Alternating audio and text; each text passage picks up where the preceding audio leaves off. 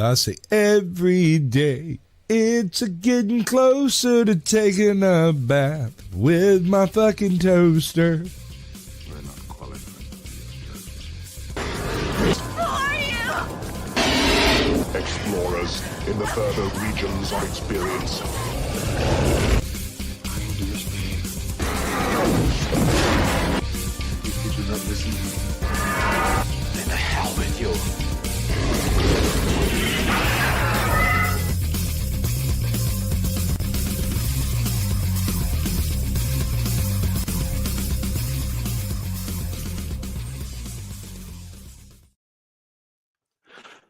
Greetings, salutations, and welcome to the 132nd episode of Screaming Into the Void, the show where we talk about whatever the hell we feel like. My name is Samuel the Infamous, and joining me are my co-panelists and co-hosts and good friends, green-haired anti-liberal, What up? and Caucasian Sasquatch. Yee. Yo, where it is, motherfucker. God damn it. Hey, Pac-Man. How dare thee, What's but you up? can call Hey, me you Sasquatch. bitches. I'm high on crack. Want a freebase? Anyway, it's enough Bloodhound Gang for today. So welcome into the show, ladies and gentlemen. We are live currently on my YouTube channel, Samuel the Infamous, on the YouTube channel Caucasian Sasquatch. We are live on Twix and on Rumble. If you're in any of those places, drop a chat and we will do our best to acknowledge it as they come in. We do have a few things to go over today. Some a little bit more interesting than others, some more pleasant than others, but we will get to that here shortly. Before we get started, though, I'm going to say hello to the chat. But before we do that, so I had to restart the StreamYard, so I can't bring it up on screen. But if you're on my YouTube channel, there is a pinned comment that, obviously I'm doing the shill and the Cash App thing. If you feel like donating, great. If not, don't worry about it. But before that one, there's a link to a friend of the show's and one of my moderators and a friend of mine, Dateslav Actman Carey, or Datislav, I think is how he pronounces it, has a project that he wants people to be aware of and to support if possible. And there's a direct link to that, to the Facebook page for that, pinned at the top of the chat on my YouTube channel. Please do check it out. And the reason for that, the reason that it's pinned up there is because it was something he was working on with his daughter, baby girl Carrie. And for those of you who missed last night's show, baby girl Carrie passed away on Tuesday due to medical complications. And so we are attempting to help fulfill one of her wishes this way. So if you are interested, if you feel like supporting, the direct link is pinned at the top of the chat on my YouTube channel, Samuel the Infamous, and you can find it there. And it's an awful thing. It's a horrible thing. The other thing I would ask is that because for some of us, for myself in particular, I can really only speak for myself here. I don't pray, right? I find the entire thing anathema to my very being. However, I do know that there are a number of people in my life and in the chat here who do pray. So if you do, please do. Carrie is asking for prayers for baby girl Carrie, and I would add probably Carrie himself and his family in addition to that. So just putting that out there. If you do pray, send some their way. I know they'd appreciate it. So, I know it's rough to start out with the bad news like that. But, it needed to be said. It needed to be set up front. Also, I have pinned the link to Carrie's project in the description and in the description of last night's Abyssal Musings, as well as the pinned comment on that show. You can find it in all of those places. Otherwise, yeah, just show Carrie some love when you see him, and all that stuff. So, and I know it's a bit of a downer, to start out with. So I do apologize about that, but at the same time, life happens, and unfortunately, death is a part of life, and we must deal with it when it rears its head. All right, now onto the chat. It's not, again, I had to reset everything. I've been having trouble with my computer and my setup and all that stuff for the last couple of days. I think it's working. Hopefully, knock on wood. We'll see. But the first comment was, in fact, Larry. He sent me a screenshot at like freaking 4 o'clock this morning after I set it up. So just in case he's listening, I don't want to hear it later. Yes, you were first. So, we've also got Beak with us in chat, who I have to say thank you, who sent a $25 donation via Cash App last night. Appreciate that, my man. 4 tentacles, apparently, and lots of them. Oh, Lord. Thank you. Thank you. We've got Clifton 3D in the chat. Hello, man. Hey, Good to Clifton. see you. We got Aaron Laura saying bronze. I think it might be Clifton, but yes. Yeah, it is what it is. We've got Zillage in chat. Yes, you did indeed make one of these. Appreciate you being here. You also asked a question that I think I can probably answer. Says, I need a microphone and headset suggestion. I'm low-key considering joining the panel someday. I'm trying to broaden my social horizons. Yeah, that's not a terrible idea, man. A good starter mic is probably like the Yeti Blue microphone. Yeah, it's the same one Gal's got, same one I've been using for 2 years. There are other better microphones out there, but this is a great starter microphone, and it's until it craps out of me, I'm probably going to keep using it because I actually love it. My demo you know, was the nano, not the full-sized one. Right. Sure. So it's and there are a variety of options you can get with that and all that stuff. The package that I got also came with several things that are not normally included with the microphone, like a boom arm and pop filter and headphones. So you know, like I think I paid $128 for the whole setup via Amazon. So but I would start there. I would start probably just browsing around, seeing about the Yeti Blue stuff because it's really good for starter stuff. And it's all plug and play. Over the head headphones, like over the ears, because they actually have been proven to put an indent in your skull. It's okay. I got a big head. Yeah, I was gonna say That's why I use headphones. Earbuds. Yeah, but you have a ridiculously tiny head. And if it gets squished any smaller, you'll have 0 wrinkles left inside. Maybe it would help my forehead size be like not an 8 head, but a 4 head. Look, I use the over the head ones, and as far as I'm concerned, if it's indenting my head, great. That means they'll stay on. You're both older than I am. I have longer to live. You think that is You debatable? think so? You did eat a lot of crayons. Yeah. Like that wax buildup's gonna get you. It's good it's good for the soul. I Yeah, hear it makes I would say train ride smooth.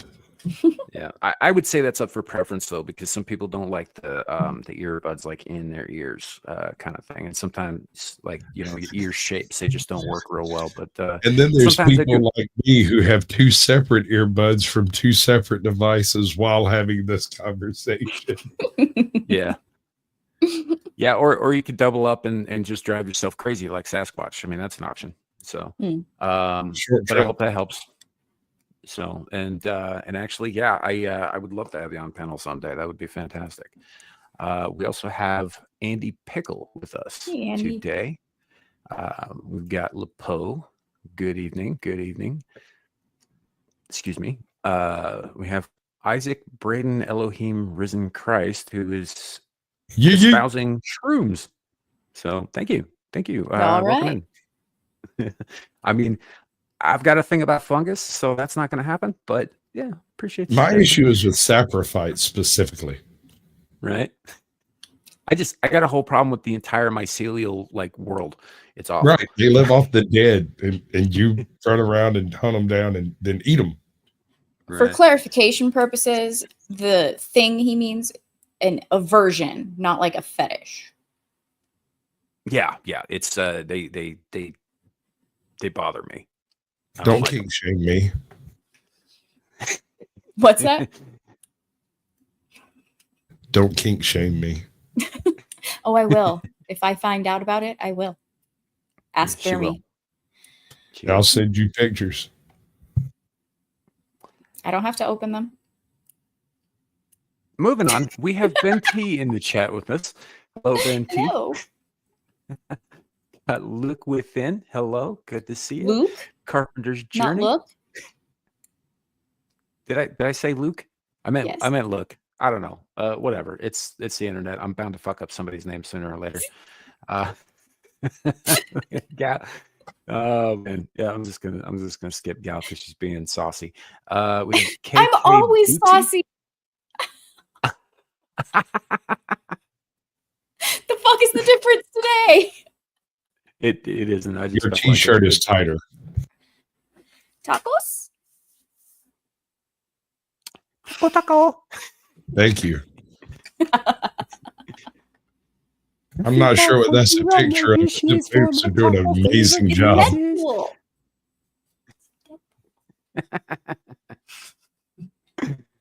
All right. Well, we've also got You're welcome. KK Bootsy with us. Hello. John Eagle, I see you in the chat there. Hello, hello, hello. We have Jan God with us. Parasocial relationships are the best kind of relationships. I mean, from a certain perspective, probably not mine, but somebody's. Yeah. No worries, Zillage. Yeah, I'd start there. Find something that suits you. Find something that you know, like first of all, is compatible with your equipment and all that. Just something that you like. And remember, it doesn't have to Is be it a dating forever. show? Yes, it is.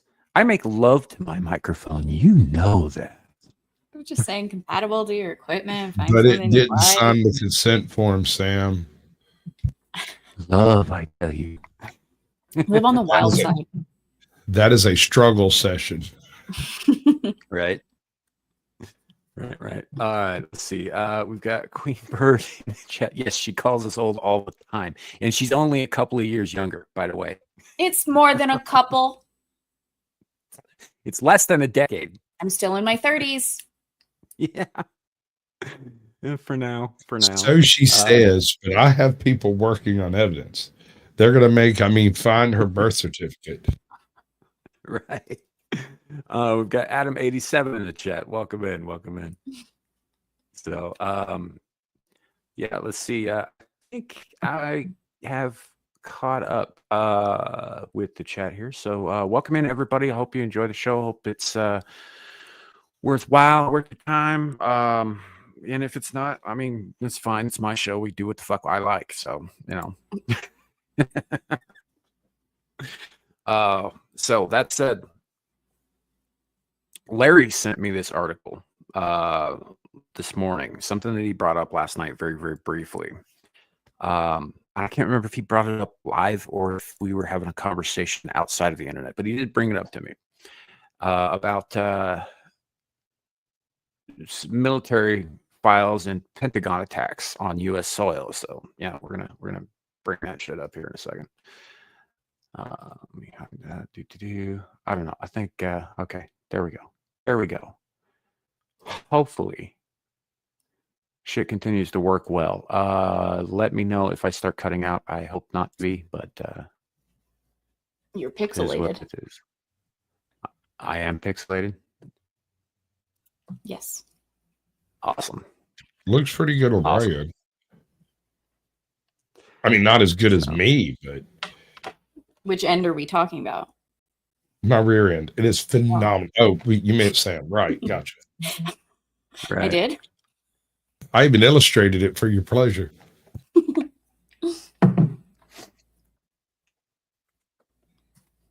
All right. So I'm sorry. Sam. Are you though? Are you really? No, but it's the sounds that people like to hear. I've always felt that a hollow apology is worth nothing. It's just a waste of everybody's time. All right. So this is from a story called News Staff with a K. And I'm going to take this with a grain of salt. Obviously this is I've been hearing of anybody publishing an article on this. I'm not saying that it isn't out there. I just haven't been looking for it actively myself. So we'll see what it says. But the headline, at the very least, the secret military files reveal Pentagon's terror attacks on U.S. soil. Now, I mean, if it said CIA, I'd have been like, yeah, no duh. But here we are. Actually, I would have So it says questioned it because I doubt they keep files. Right? That's fair. That's fair. Yeah. They're like, we found secret CIA secret files military of such soil. and such and blah, blah, blah. I say no, that didn't happen. I do have an important question. Yes. Sam, are you Yes. using dark mode? No, maybe. I don't know. It just kind of came out like this. If I switched it over to the Twitter side, it's very bright.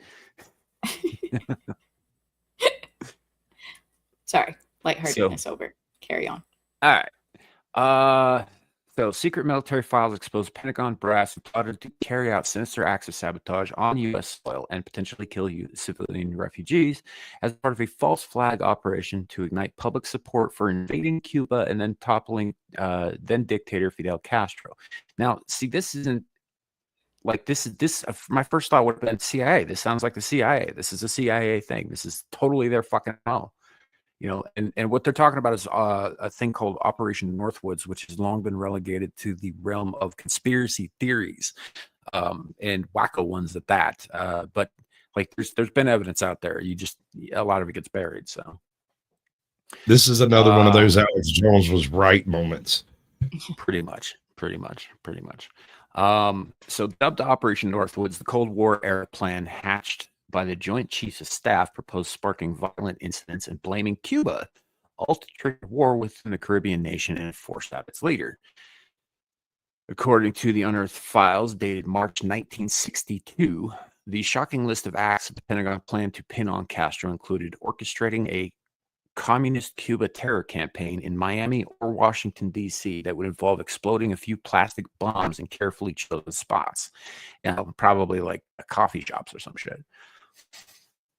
Lovely. Get as many. Yeah, I mean, when you do something like this, you want as much collateral as possible, right? Not that we do stuff like this, YouTube. I'm just speculating here, but if you're going to do something like this, you'd want to put it in a place that was going to probably do the least amount of structural damage while doing the most amount of harm to physical bodies. Right? I have one that it doesn't fit that specific diagram, but I suspect it may have been a false flag. Do you remember during the 2016 election, just after, there was a bomb set off in Kentucky outside of one of the what was it called? Dominion Machine headquarter company place. It was a camper that was driven in, and they had all kinds of information, and then suddenly it was a total media blackout afterwards. Nothing was damaged. Nothing was injured. There was a shit ton of media on it. Yeah. Yeah, for a minute, and then it was just like it never happened. Right. It popped up, took over all the headlines for 3 days, and then the second it was no longer useful, vanished like a fart in the wind, like it never happened. Yeah, that was Nashville. Wildlife saying, yeah, that was Nashville. Yeah. So, yeah, I mean, if we want to go down the conspiracy theory rabbit hole, there's a lot of people who think 9/11 was one of these. And Pearl Harbor. I mean, look, the fact is the most divided the country has ever been, right? Has been in the last 8 years or whatever, right? But prior to that, the most divided we had been in a long time since the Vietnam War was just prior to 9/11. What brings the American people together, right? Tragedy. And behind the war machine, a common enemy. Yep. One that we all agree on is an enemy. Even if it's not real, even if it's a mythical boogeyman of they tried to do this with Russia utilizing Ukraine. They tried to make, big boogeyman. But the reality of the situation is, if Russia was going to flex its military might, has not even technically declared war, right? They haven't gone to a wartime footing. They haven't activated their factories and stuff like that. If they did, it would not be a competition. The amount of resources we would have to utilize to maintain the type of capacity that Russia could put on the ground, like stupid fast, is undoable. We don't have enough C-130s. Yeah. So, yeah, it's like that was why not pick an enemy that everybody's willing to go after, and one who can't do much to fucking stop us. You know, it's just, and I'm not saying for a fact, YouTube, that any of that, you know, is what occurred, but you know, it kind of is.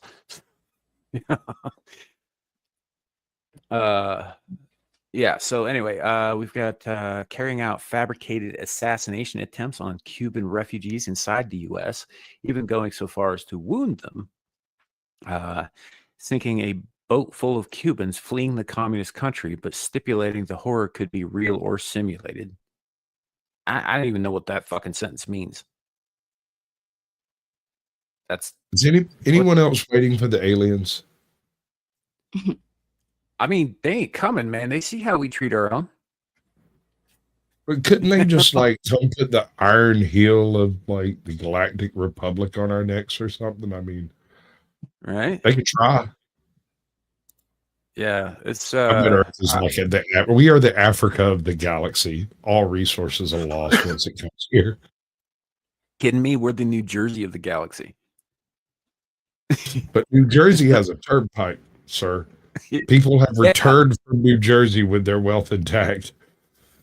Yeah, but they also return with like New Jersey hair and a boatload of STDs. So, all right. Well, I'd be tit tat. It's one or the other. Yeah, that's a Marcy Playground reference for those of you who remember that band. Ow, that hurt my nostalgia. Right. Let's see. Using a stolen or fake Soviet MiG fighter plane to blow out of the sky an empty remote controlled commercial airplane. Right. Which actually, I think I've heard of shit like that happening, like where they hold on. Yeah, there have been like movies with these things as their plot. Right. Right. Where they like just have like a drone piloted freaking commercial flight that gets blown up or whatever, and then they blame it on somebody else. You know, or there was even one I saw, and I can't remember what it was, but there was a bunch of actual bodies in it, like cadavers that had been swiped from morgues and stuff, because it wouldn't have been convincing without real body parts. I don't know. Simulating an attack on the U.S. naval installation at Cuba's Guantanamo Bay, including blowing up ammunition inside the base, sabotaging fighter planes, and even, I think that was supposed to be planes, not plans, and even lobbying live mortar shells into the compound, blowing up an empty U.S. Navy vessel in the bay, and conducting mock funerals for soldiers who had supposedly died in the so-called attack. That's the attack on the Maine. Yeah. That's what started. Yeah. Yeah, that's I don't know. So we've got sources say the insane schemes concocted by the Joint Chiefs and signed by their chairman, Army General Lyman Lemnitzer, who was replaced 3 months later, were eventually rejected by President JFK at the time, or John F. Kennedy.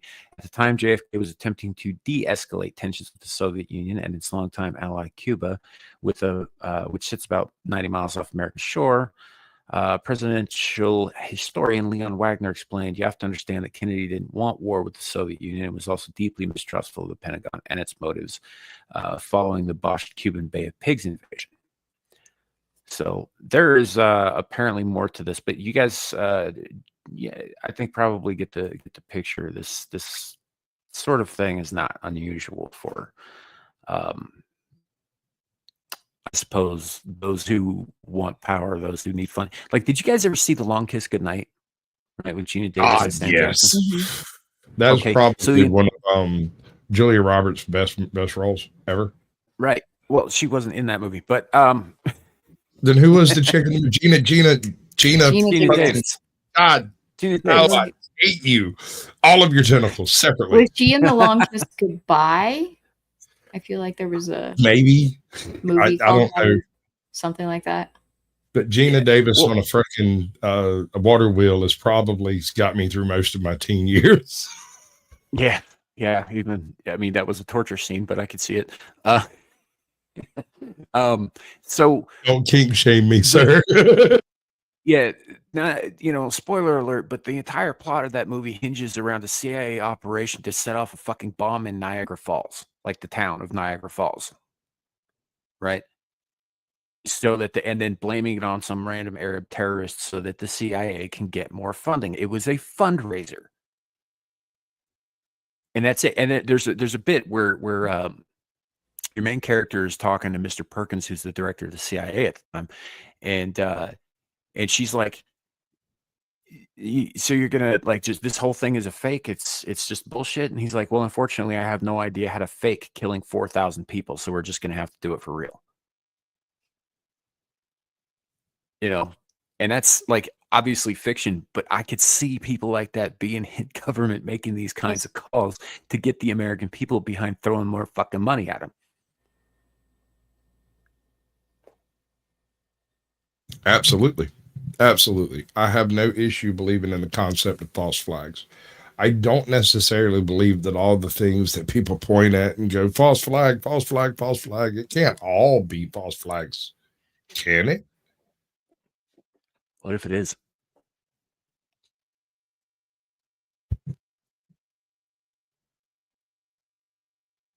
I mean, all right, so you're telling me that over the last 25 years, we've had dozens of mass shootings, and all of them have been triggered by some government entity somewhere.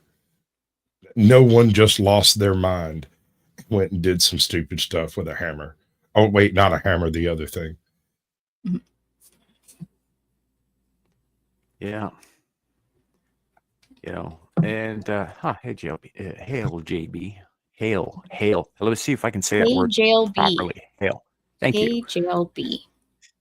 Interesting. JLB. What's up, bud? I'm gonna start calling him JLB now. Right. So Sam, yeah, shoot. and now I'm not of a mind that there's a single like global organization that's behind every evil thing in the universe ever. I think that there are multiples who are working at cross purposes and work together when they have to achieve mutual aims. I kind of go with the George Carlin approach. You don't have to have a meeting if all of your goals align. I mean, that's true. He also said that it's a big club and none of us are in it. Yeah, you're not in it. I'm not in it. I know that. Gal might have been in it for a while, but I'm not certain about that. Right. So, but yeah, it's. I could definitely see that, and I think that I don't think that Operation Northwoods is a particular surprise to anyone. There's been rumors about it for decades. And there are more recent examples of things that ironically could consider false flags. That conspiracy theory actually predates the term conspiracy theory. This is true. And for our purposes, I think we should probably define conspiracy theory, like the term itself, right? When people say conspiracy theory, they automatically think nut job is just making shit up, right? That's not the case. What a conspiracy theory is, and I know like most of you out there in chat understand instinctively what that actually means, but I'm going to go ahead and say it anyway, just in case, is an idea that there may be a conspiracy, right? And a conspiracy is two or more people working together to achieve an aim. That's it. It's that simple. It's not a complicated thing.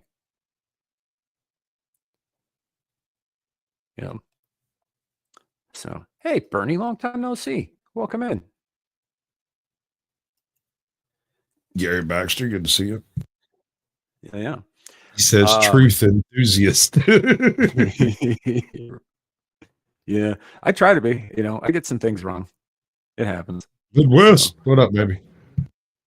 Some other people coming in. Welcome in. Welcome in. Andy Pickles says, unfortunately, Congress has been continuing budgeting indefinitely for any and all previously elected groups, adding to the bloated budget without accomplishing any goals. I mean, Congress is interested in funding Congress, so yes.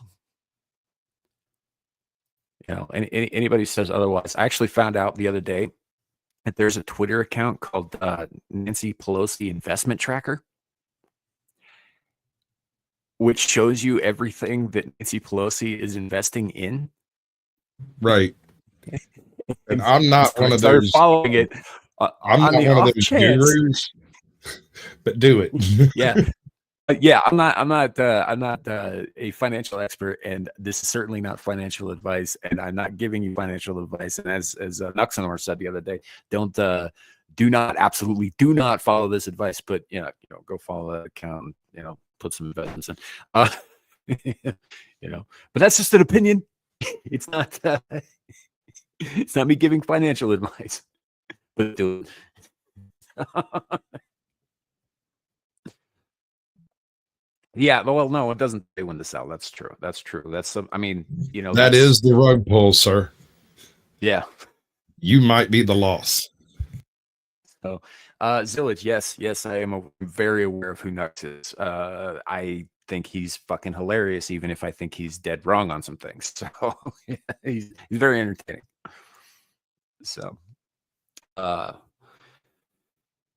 anyhow, so that's first topic down. Basically, is like, I mean, we do conspiracy theories over here because why not? Sometimes they're fun, sometimes they're pretty harmless, like flat Earth or hollow Earth, and sometimes they involve unspecified viruses of unknown origin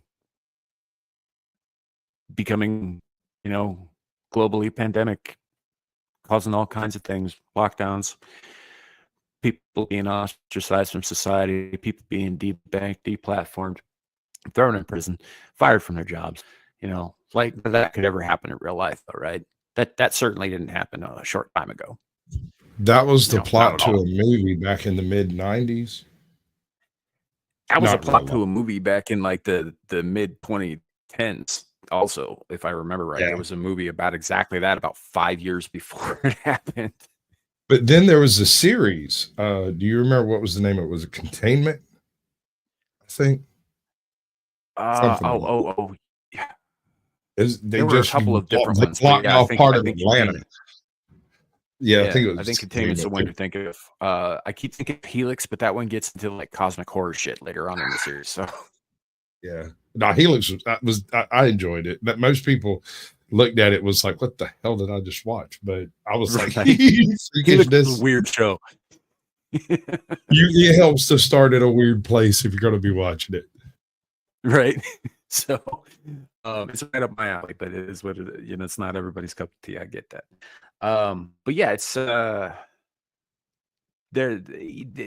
couldn't possibly. You know what kills me actually, and I want to bring this up again because I know I've talked about it on the show before, but so a guy named Max Brooks, who is purported to be the illegitimate son of Mel Brooks, right, is an author, among other things. And he wrote a series of things, like he wrote the zombie apocalypse survival guide, right, which is definitely worth a read because there are things in it that you can use for any emergency, not just the zombie apocalypse. And also it's hilarious. It's really fucking funny. But he also wrote a book that became that was optioned for a movie that became something completely fucking different with Brad Pitt called World War Z, right? That movie has nothing to do with the goddamn book. Ignore the movie, read the book. But in that book, he details pretty much everything the entire world did and went through, particularly in the way that governments handled certain things, specific governments like China, which, by the way, the zombie virus originates in China. In his book too, came out in like 2008, something like that. And he details exactly how they responded to the COVID thing, except it's not that, it's zombies in the book. He also wrote the Minecraft book called The Village, The Mountain, and The Island. Yeah. Technically, he's a humor writer, but I highly recommend World War Z. It is one of the most chilling things I have ever read. It's really, really good. Ignore the movie, though. The movie's shit. I don't know. It's a good guffaw of a watch. It's so ridiculous. Yeah, he's got stuff. Yeah. Most of it seems fairly dark. Like I'm gonna go get this one. I'm definitely gonna be reading this one soon. Immediately. Yeah. He's a good author too. He's a very enjoyable read. I suspect I may have read this one now that I look at it real good. Yeah. So definitely check that out.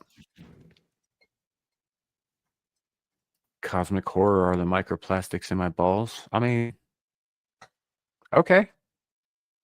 Scully. What's up, bud? But yeah. So it was just kind of. I read that before the pandemic happened, and when it happened, I'm like, I've seen this before. Exactly this before. Where have I seen this before? It took me a while to put that together, but I was like, no, I read a fiction book about a fictional thing that didn't fucking happen that detailed everything I'm witnessing. It was the weirdest fucking thing. Almost like you knew something. Hey. Predictive programming. Yeah, that's certainly one word for it.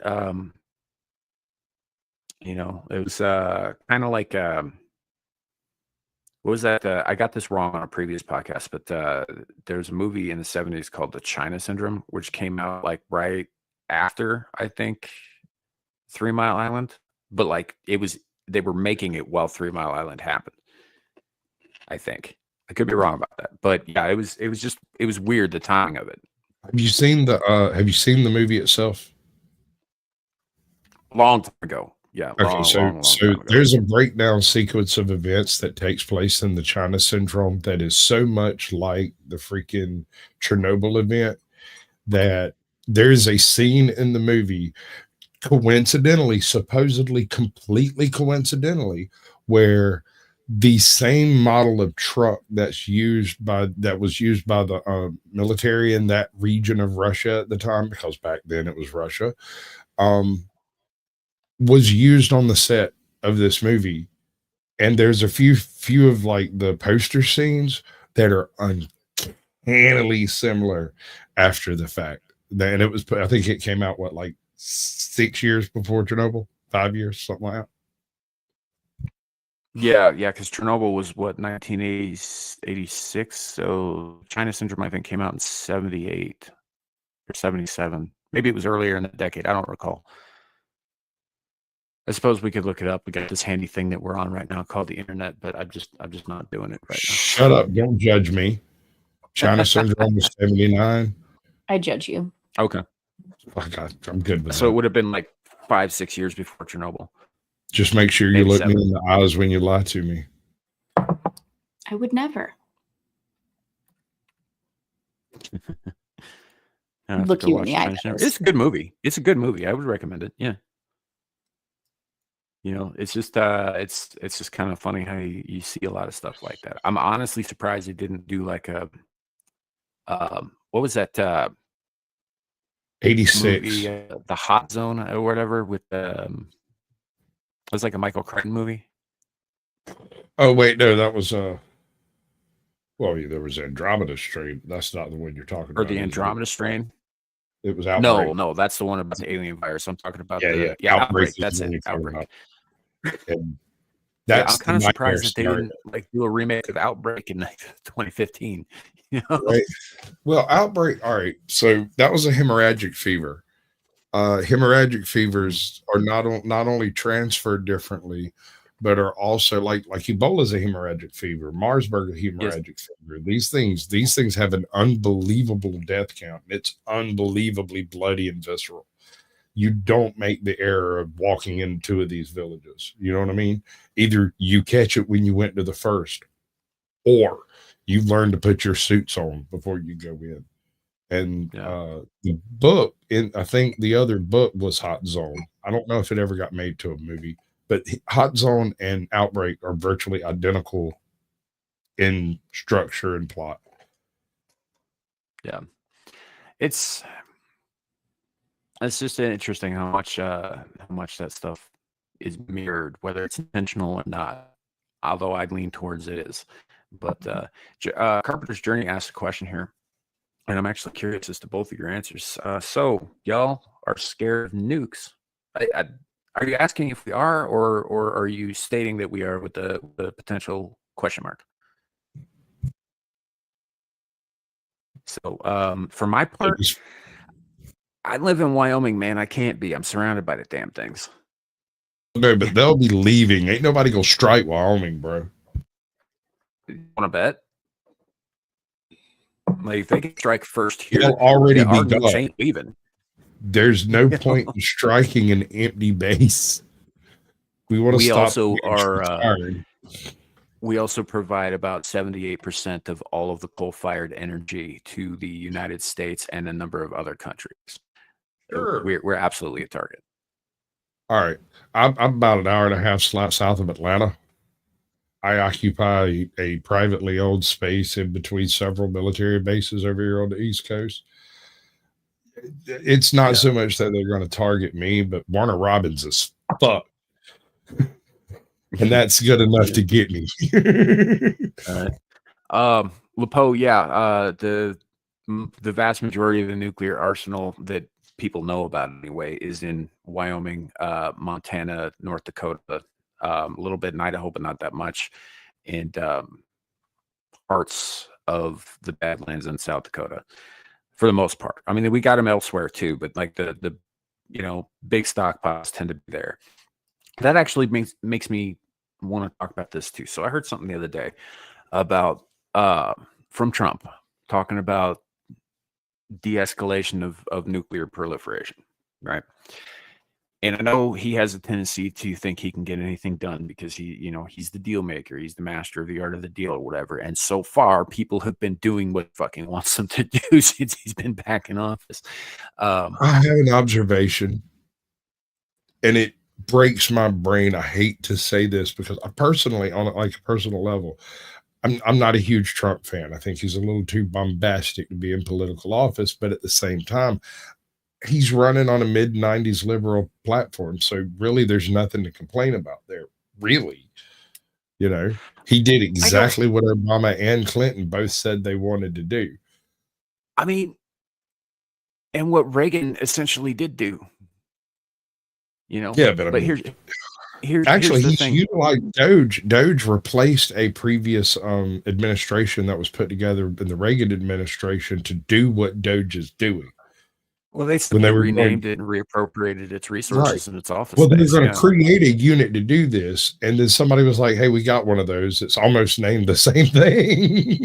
You want to try it?" And they were like, "Okay, it's already got presidential power and was not created by Trump. So it wasn't created by an executive order of Trump. It was renamed by an executive order of Trump.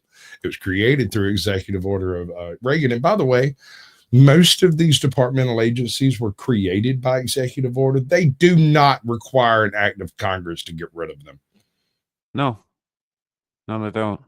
I've been hearing this crap all over the internet for 3 or 4 days now, talking about, well, do it legally. There's a legal way to do it. Yes, sir, it is. And he's actually being gentle because he could just write that shit off. Yep.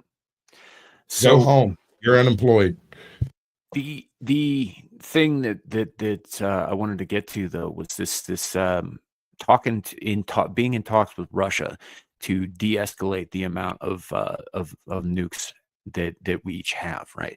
And I'm thinking to myself, I was like, we did this once before with Russia, and we did dismantle a number of our nukes, and they just fucking lied about it last time.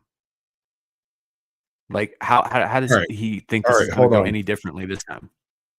So, in the creation of certain types of nuclear weapons, specifically the non-hydrogen deuterium devices, you utilize a processing sequence that is basically a really huge centrifuge, and you separate out isotopes of uranium from basal material, which is usually derived through breeder nuclear plants. If we're going to have nuclear power, there are going to be availability options for nuclear weapons, because until we build our daughter plants, which no one's interested in actually building currently because they're expensive and they get less power than the initial breeder reactor, but they're much safer and they actually break down the breeder reactor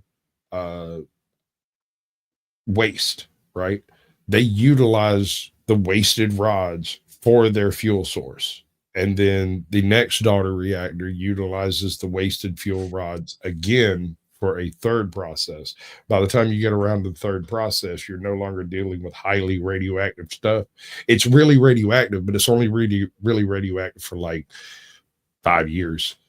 10 years instead of the 62,000 that comes out of a yellow cake uranium machine. I'm sorry, I read a little bit. My bad.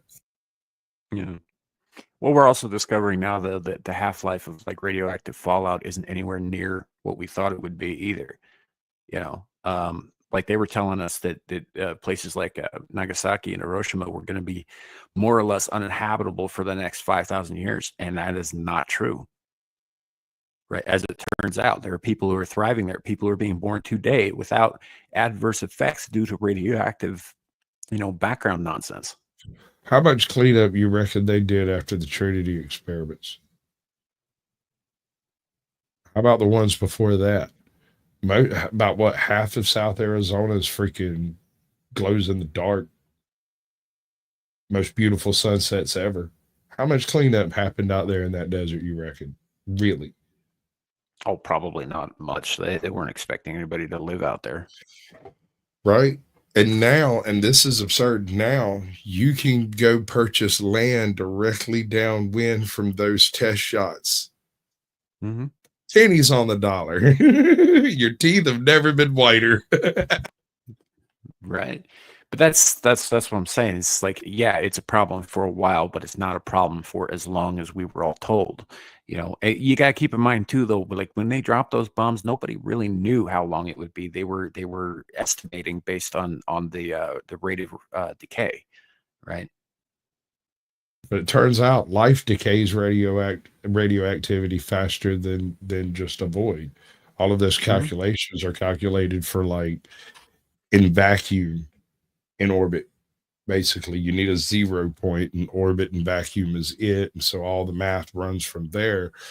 Usually things being around it delays the speed of decomposition because you have neutrons coming back in and whatnot. It bounces off the surrounding environment. But the reality of it seems to be, especially when you take into account like the pigs of Chernobyl, that life creates these radioactive sinks, these certain keystone organisms that do an awful lot of burrowing in the ground and whatnot. And they take on the majority of the genetic damages that would normally cripple a species. And ironically, or maybe not ironically, when it comes down to it, pigs, bugs, certain types of worms are very radioactive resistance for some reason. Pigs have the ability to reproduce long after their genetic viability has come into suspect and need a very minor input from outside to remain genetically viable, kind of like cats. Yeah. Certainly possible. But, I guess what I'm getting at is like, I think the environment does clean.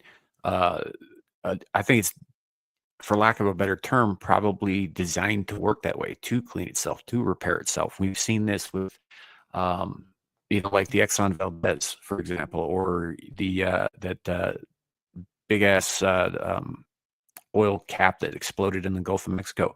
Like, you're not going to find a bunch of shit out there covered in fucking oil now. And part of the reason for that is because the ocean cleans itself. It's designed to clean itself. It's, all those pictures that you saw and all those little videos that you saw of like ducks and seals and baby, animals just covered in oil, and oh my God, they're all going to die. And this is such a horrible disaster for the environment.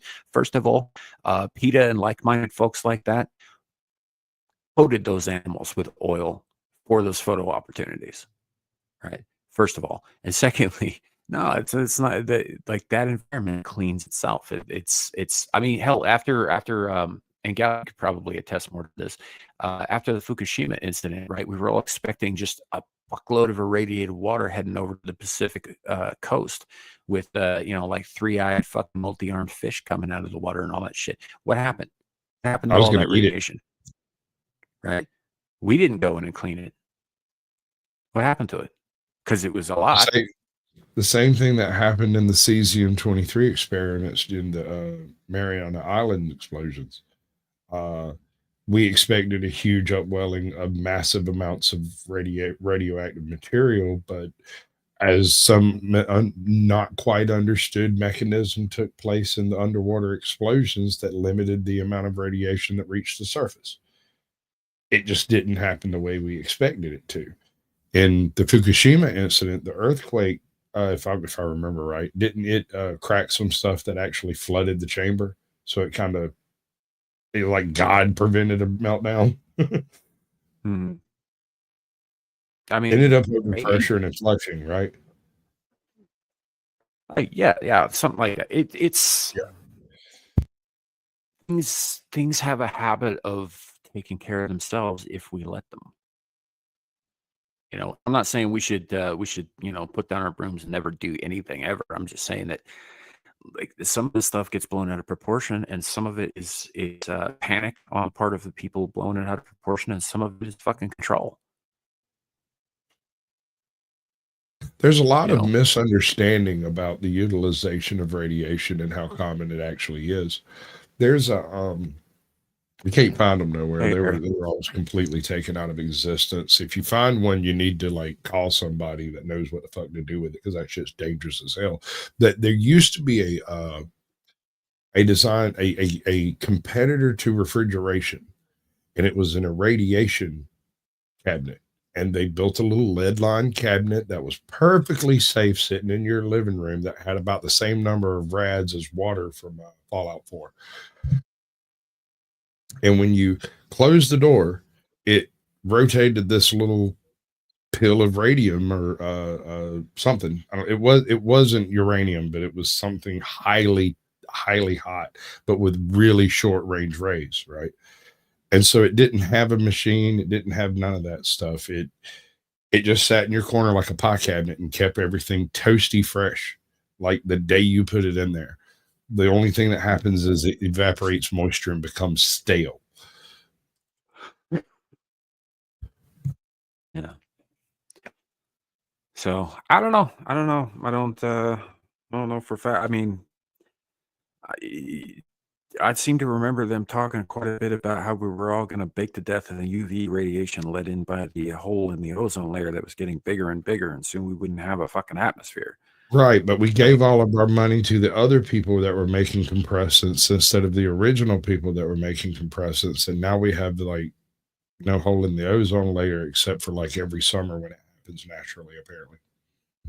Yeah, or the acid rain, or the seas are rising, or everything's going to freeze, or this or that, or whatever. It's all hey, give us money.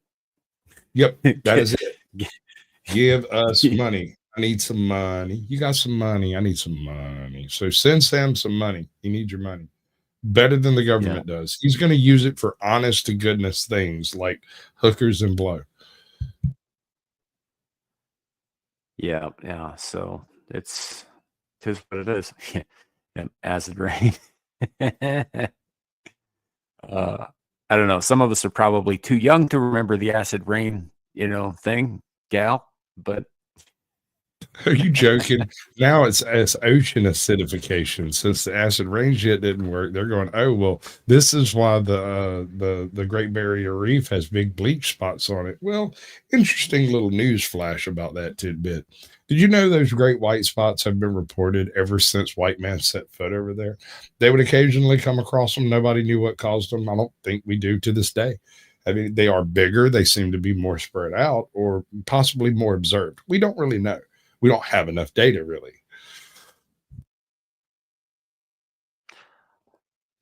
Al-Salam, that's the way to be, I think. That's the way to be. Yeah. Why use your powers for good or your money for good or other people's money for good when you could use it for evil and profit? Ever tell you about how I applied for a grant to raise Rocky Mountain quail? They turned me down because I'm on the East Coast. But basically, there's a certain species of Rocky Mountain quail out there that is endangered, and if you can like jump through the right little hurdles, the federal government will pay for you to build. I believe it's called a conexure, which is where you raise quail, and they will pay a premium for every single one of these quail that you can release back into the environment for them. Yep. It's hey, like Carrie, thanks for stopping in, man. So appreciate you, brother. I appreciate you coming through it all. I thank you. Yeah, Mama, thank you too. Yeah. So, do what you got to do, man. Oh, so that's Gal's been awful fucking quiet this whole time. I'm suspecting she's AFK.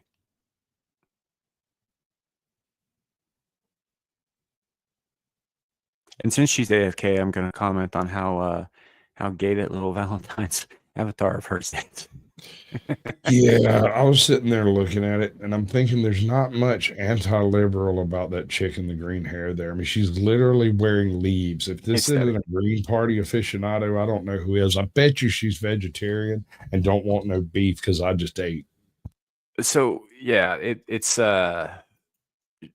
from a thumbnail on a show she was a guest on yesterday, Iron Oxide's show, the Rogues Gallery, and it's pretty well put together. I'll give them that, but it's a little gay to put Valentine's shit on your thumbnails. That's all I'm saying. You know? oh yeah, yep. There she is. Oh, well, that's dirty, madam. Yeah, it does look some kind of nymph. I think it's an attempt to sort of merge the concept of the Cupid. Possibly a sylph. Yeah. The Cupid with some kind of nymph, like a wood nymph or a, I don't know, fucking grass nymph, whatever. It's Poison Ivy's little sister, Ugly Oak.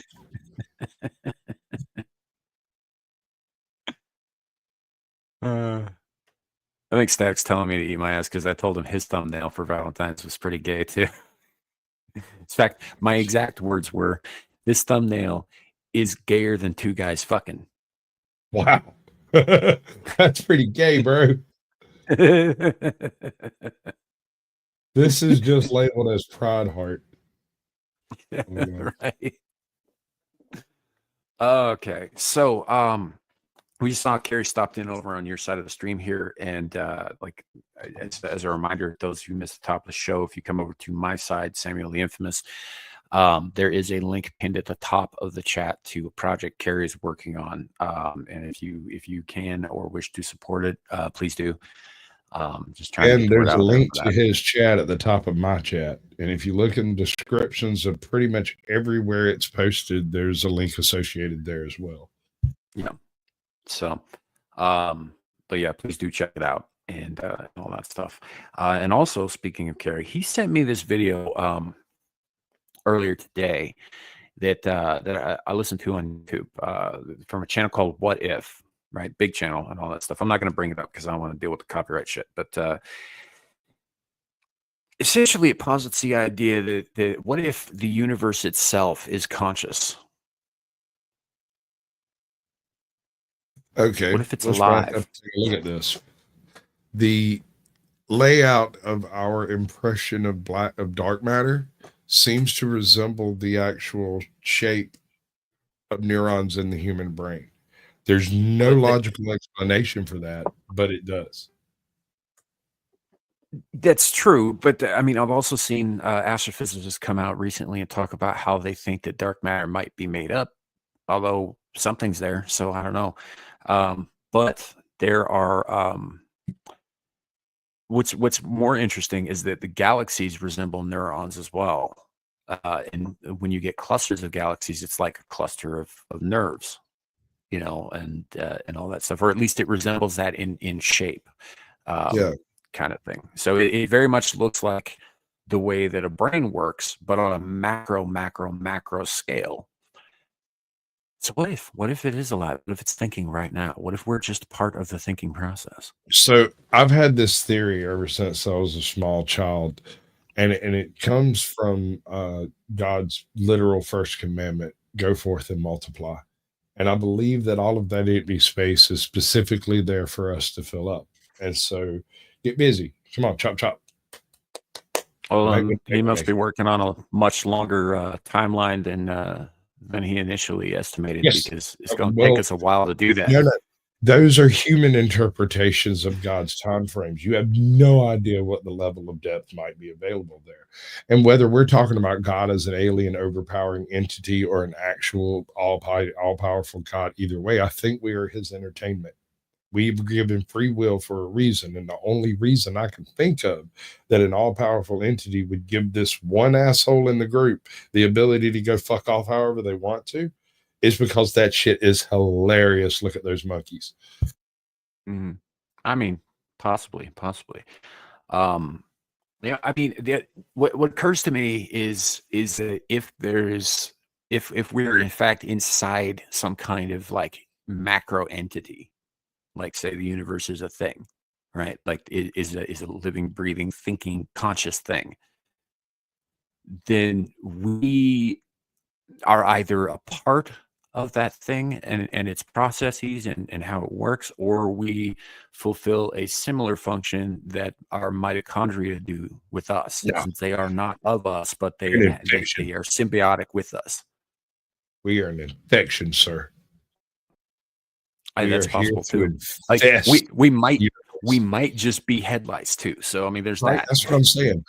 What kind of an entity tells you to go forth and multiply with zero limits and then grants you the entire universe to do so in?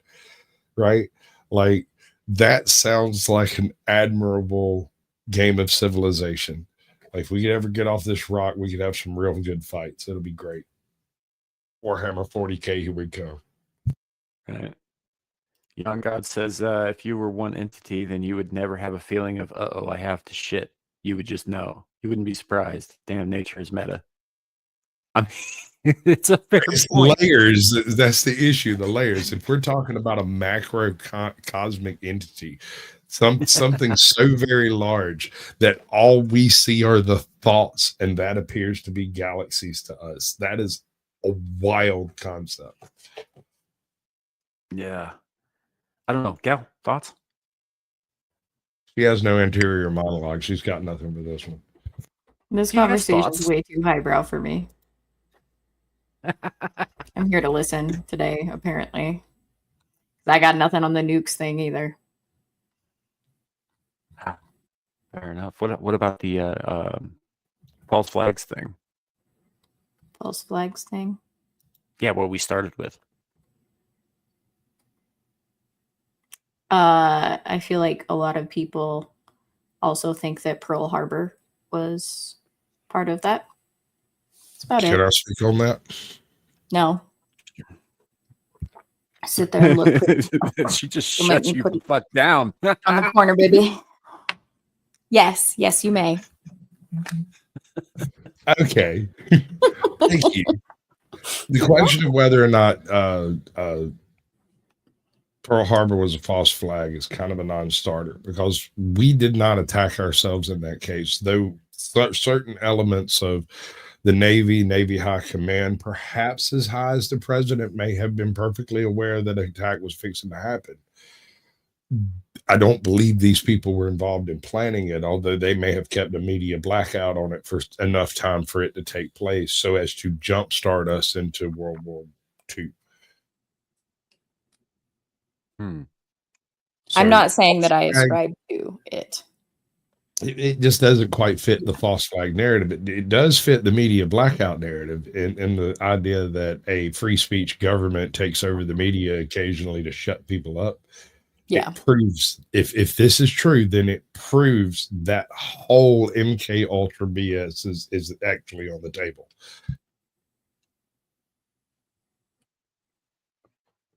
Well, That's all I got. that actually, Adam 87 brings up 9/11, which we did touch on, and October 7th. And Sam is a robot. Am I? God damn it. I mean, we were would talking be about here. Mike, can you hear me? 9/11. Speak. And October 7th. Nothing? No? Am I talking? Can you hear me? What's going on? Is Damn it, anybody Squatch. I'm out trying to fuck with you. there? Can anybody hear me? Oh my god. No? You're so gay. We So know, but lonely. we weren't going to tell you. It's an awful choice of genre. Yeah, that is what it is. I don't know. I don't have You're a too gay young to thumbnail though, like some understand. people. Well, that's kind of what I'm getting at, young God. Look, I have a problem with the fact that people died for whatever the fuck happened, right? I do. I think it's fucking stupid. I think it's a waste of life. I think that people who are in charge of such things are way too cavalier with the lives of other fucking people, especially young people. And I have a problem. I mean, life was lost that day. However, there are questions, right? There are questions. Like, how does one of the most advanced and on top of things intelligence agencies on planet fucking Earth miss that these guys were going to jump the fence and start fucking blowing shit up? How do they not see that They coming? don't. That's how. You know, but they let it they happen. sure shit acted like they didn't. But yeah, they Two let it words. happen. They let those kids fucking die. 2 words, sir. Plausible deniability. No, Those words can eat my ass. gay can't sing. Take another. I'll have you know, I was in an a cappella group and I was terrible.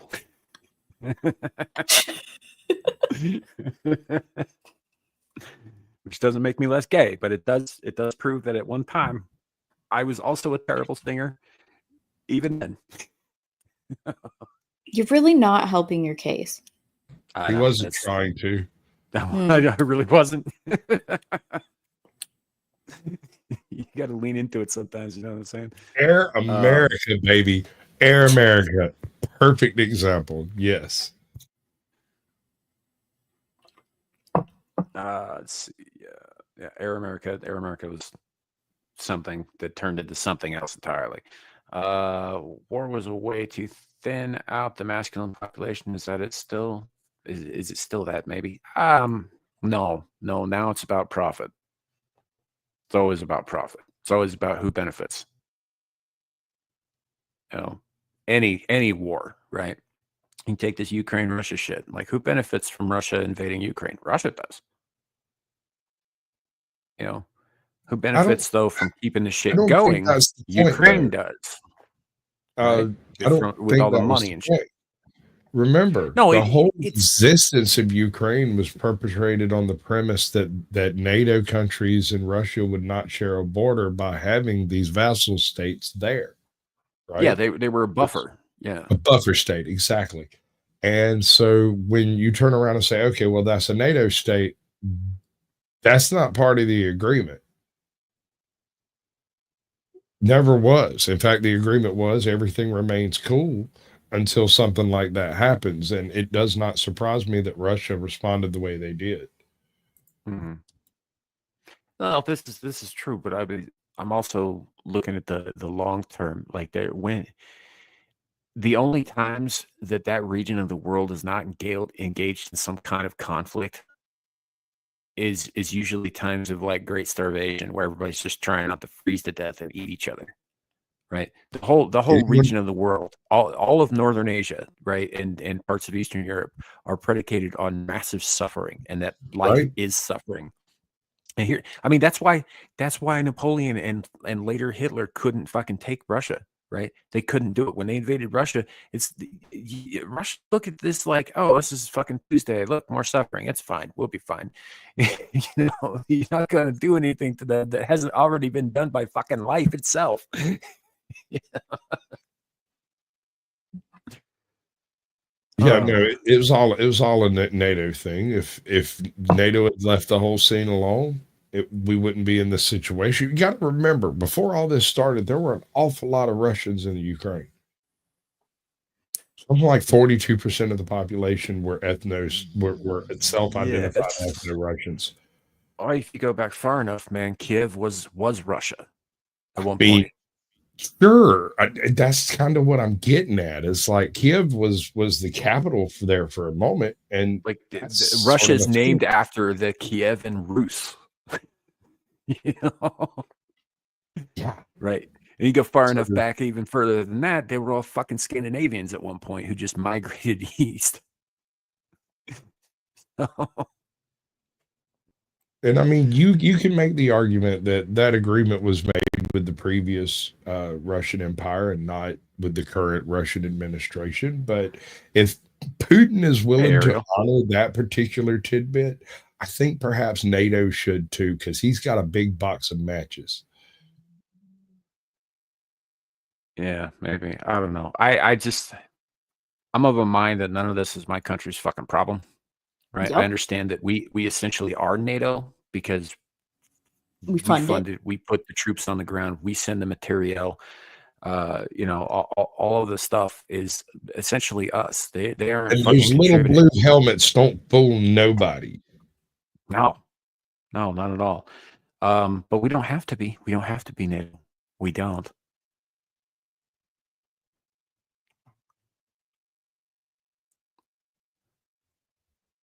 No, I agree I'm just 100%. Oh, you're not getting pushed back on me, bro.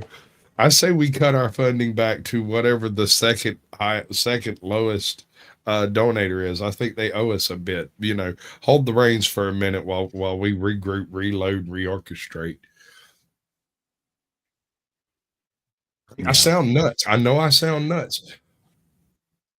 Stop all You always foreign sound aid. nuts. That's not new. I'm talking an extremely harsh administration. Stop all foreign aid.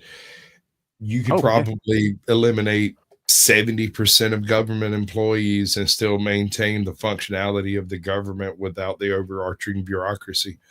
And I mean this all the way down to the state levels. I'm talking like a government stripping process, a way to eliminate previous executive orders that are interfering with things like business and highways. I mean, because there are some absurd highway laws. There are laws in the book in Atlanta that say you cannot park on the side of the street during certain hours with ice cream on the hood of your car. Because someone did it once and it went to court and it became a precedent. And now it's just hanging around over there and nobody cares. No one cares. And there are billions of laws like that. We can just get rid of all that trash. Yeah. Yeah, Ariel's asking, should we pull bases out of Europe? By the way, good to see you, Ariel. Absolutely not. That's our first line of defense and warning of what's going on the ground physically.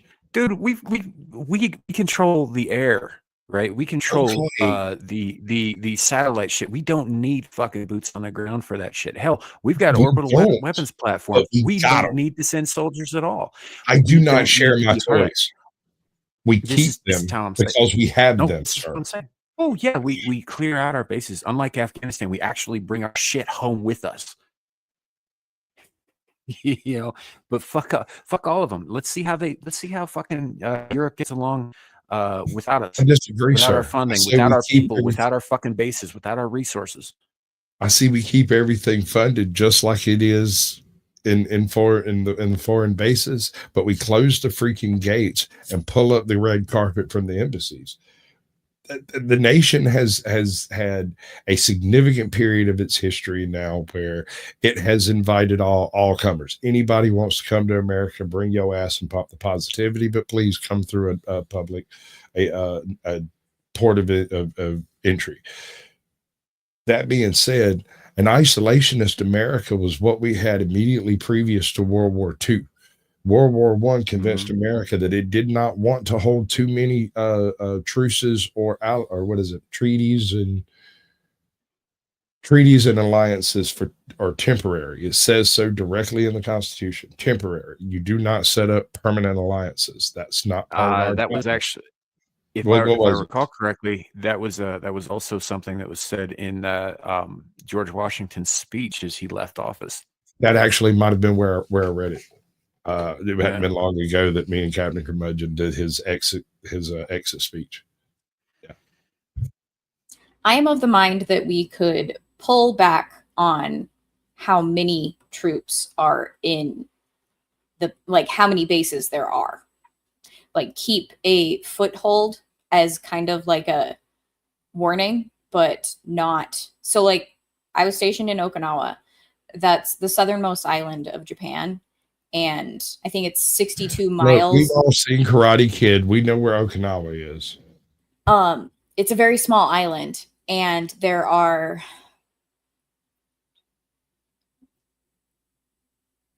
minimum 6 bases on the island. Like, that island is an American base.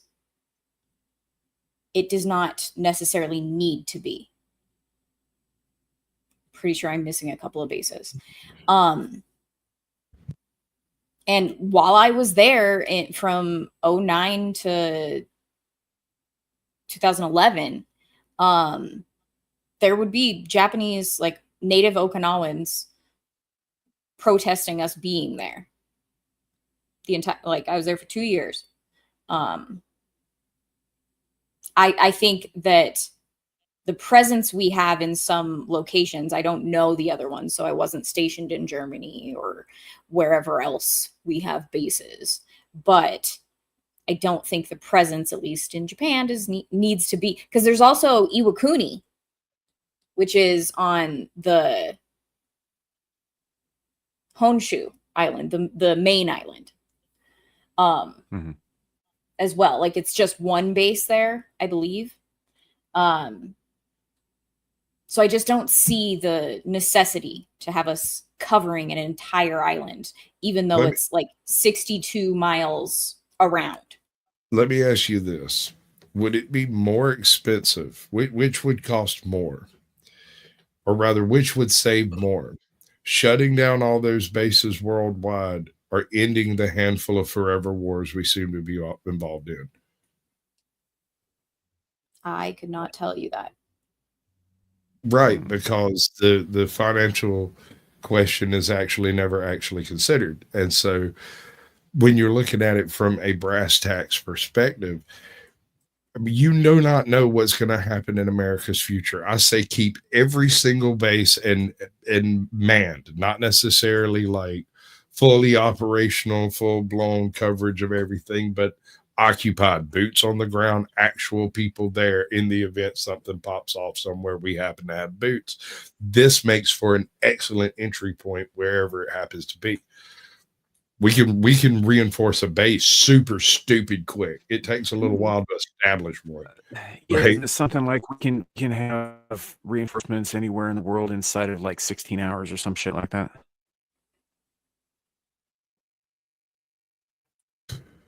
Probably less, depending on how close the nearest base is. Right. That's conservative. That's what I'm getting at. That's a conservative estimate. But yeah, if you're talking like literally the other side of the planet, right? We need to get troops. I think there's actually a base in North Carolina that is their reserve base, and they can deploy to anywhere in the world inside of 12 to 16 hours or some shit like that.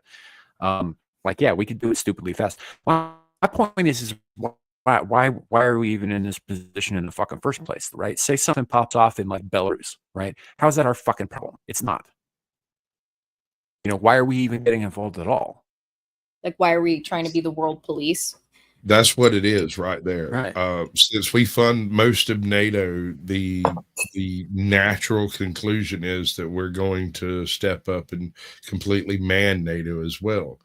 Is it not just an extension, an American arm of European politics? I mean, what are we looking at here? We're essentially the lobbyists. That's what I'm saying, man. Look, it's one thing if we had our tentacles, for lack of a better word, in everybody's pie, right? And we're out there us financially, it's benefiting our citizens, it's doing all that stuff, but it hasn't been working out that way. We've been fucking protecting the world, and it's been costing us. We have no benefit from this shit. We are getting ripped off by every fucking one of our trade partners, and we have been for fucking decades. It is not worth our time, our energy, our people, or our investment. See, I kind of see World War II as we won the dick measuring contest, and everyone else who lost was micro penis enough to use their big brains to manipulate us afterwards. To where, it's money. huh? It's money. It comes down to money. We never found Yamamoto's gold, bro. Like, no one has any clue where that money went. And yet here we are, 80 years later, and there are these mysterious unknown billionaires out there that just have unlimited funds that are operating as investors in every single country in the world, mostly openly, but sometimes under, like, the whole Bill Gates thing, right? That entire donating platform concept was sketched from the very beginning, and everybody knew it. That's why it folded up the way it did after the fact. Same thing here, only we're talking about telescoping it out for the past 80 years, and people have had long plans laying in wait for the right opportunities. Never let a crisis go to waste. Sure. I guess, I don't know. I'm obviously an isolationist. I don't think that we need to be involved. We have everything in borders of the country or the territory that we now currently control to essentially keep our society going and growing for, quite some time without having to reach out to anybody else. A lot of these other people, a lot of these other places, they have a resource that's in abundance, but not a bunch of it. We have a bunch. Right, we'll be fine. We'll be just fine down the road. Now, and part of what's led me to this is not just the world police thing, but it's like, why are we being the world police when we're making like tradeways and waterways safe for everybody else to undercut our fucking dollar? Yes, right. We are already the actual world police on the open seas. Don't touch our boats. Try it. See what happens. Don't touch our boats. And because people don't touch our boats, people don't generally touch boats in general because, it might be American. And they do not mess around about their boats at all. Yeah. Yes. Popo, I've heard of tungsten. Actually, I have some tungsten. So it's a fun metal. Very useful, but it's not nerd. 100%. You don't know what tungsten is? You know what tungsten is? Yeah. All right. Well, if we're gonna go down this making fun of me for having some tungsten route, it was my fucking wedding band. Fine. You ever heard of the rods of God? Yes. Tungsten alloy rods the size of a light pole dropped from orbit. Same effects as a 10 kiloton nuke with none of the radioactive fallout. You could reduce a mountain to a crater with these things and then move in the next week. If you hit the right fault line, you could crack a continent in half. Maybe. Luckily, this has never been actually proven unless the events over there on the Horn of Africa are a byproduct of it. We're not certain. Let me put my tinfoil hat on that one because there's no evidence that that's the case, but there's some evidence of some strange things. Yeah. I don't know. I don't think we need to be getting involved in other people's shit. I'm fucking spending my tax money in other fucking countries and their problems. I'm sick of it. I'm sick to death of it. I hear this thing. I kind of want to bring this up a little bit last week because it does piss me off. But the whole getting involved in fucking Gaza, right? Getting more involved than we already were. We've been funding both sides of that shit for decades. But this whole, relocate the Palestinians to Jordan and Egypt bullshit and taking that land and fucking turn it into a goddamn resort or some shit like that. I heard the greatest idea ever. It came from an old Golden Girls episode. Apparently, back in the mid 80s, there was an episode of Golden Girls where the president that was in at the time was talking about buying Greenland and giving it to the Palestinians. First of all, there's not enough people in Greenland to matter. And second of all, the Palestinians will be fine as long as you give them good clothes. That would be fine if you didn't take into account the entire history of that people prior to their being in Gaza, right? Every country that they were in, they got kicked out of because they started shit with every fucking country they've ever been in. Every country they've ever been in. It's not just the Jews. The only reason the Arabs tolerate the fucking Palestinians' existence is because they know that the Palestinians hate the fucking Jews more than they hate everybody else. It's the only reason that they tolerate their existence. Yeah. Yeah, no, you're not wrong. They're basically used as a cudgel to beat everybody over there. If they weren't useful in that aspect, the other Arab nations, Saudi Arabia, Egypt, Iran, well, Iran's not an Arab nation, but you know what I mean? They would have wiped these people off the face of the fucking earth ages ago because they're a problem everywhere they go. There's a reason that the fucking King of Jordan is only taking 2,000 fucking kids out of Gaza instead of the entire people because they don't want them back because the last time they were there, they started some shit. You know, there's a reason that Egypt has 5 fucking walls between it and they don't want them back. You know? And this is further proof the walls work. Right. Well, yes, that's a fact too. And I'm not advocating for one side or the other. Frankly, I don't care at this point. I think that everybody needs to stop killing kids, period. That's it. That's all I care about. But I don't believe that's ever going to happen. I believe that the Middle East, particularly that stretch of the Middle East where Jerusalem lies, is cursed to be soaked in blood until the day the planet cracks in half. I don't think killing will ever stop in that region, ever. And I don't care who occupies the city. I really don't. I had a buddy I of don't think it mine. matters.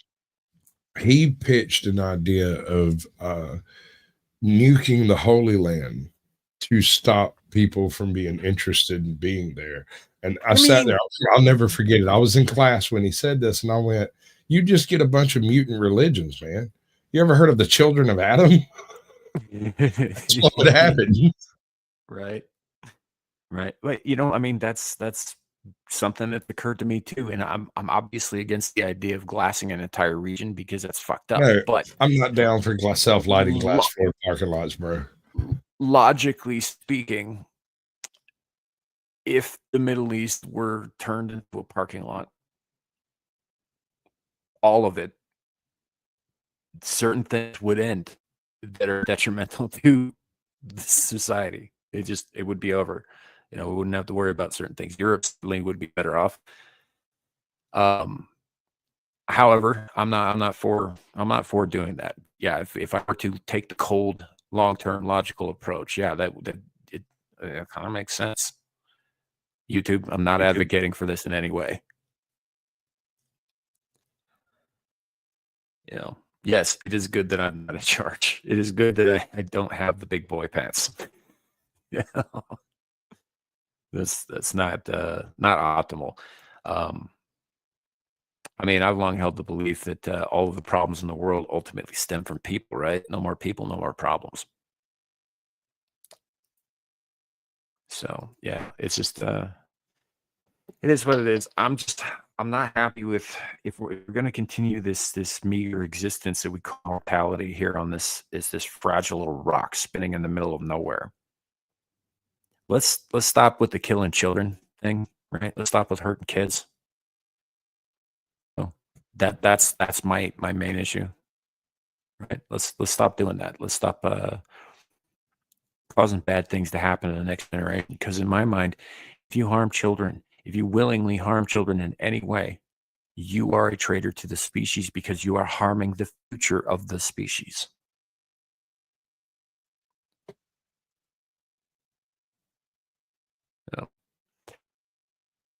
I'm going to get off my soapbox about that now.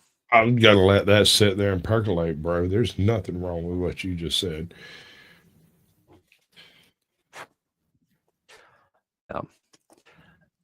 You know, and I have a problem with that. What is the one biological function that we all have, right? It's the need to procreate. They need to further ourselves, you know, to spread ourselves out.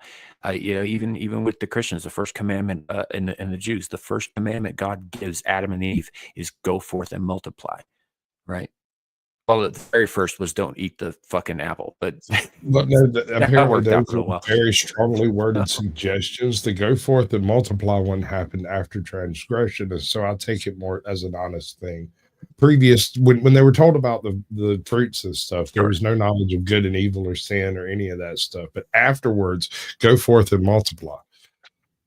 It seems Sure, but whether illegitimate. or not you believe that God said that or not, it is encoded into our DNA to procreate, to propagate, right? Which is why I It's utilize in the base religion to code. get my point across. Yeah, it's in the base code of everything that we are. It's what we do. It's what all life seeks to do. And by acting against that, by actively, we're not fulfilling our base code. We're going against what it means to be. You know, no descriptor in the end of that. What it means to be. That makes us anti-life. It's not good. It's not good. So Being, I don't know. so being aware of one's own being in as witness to another being. Being.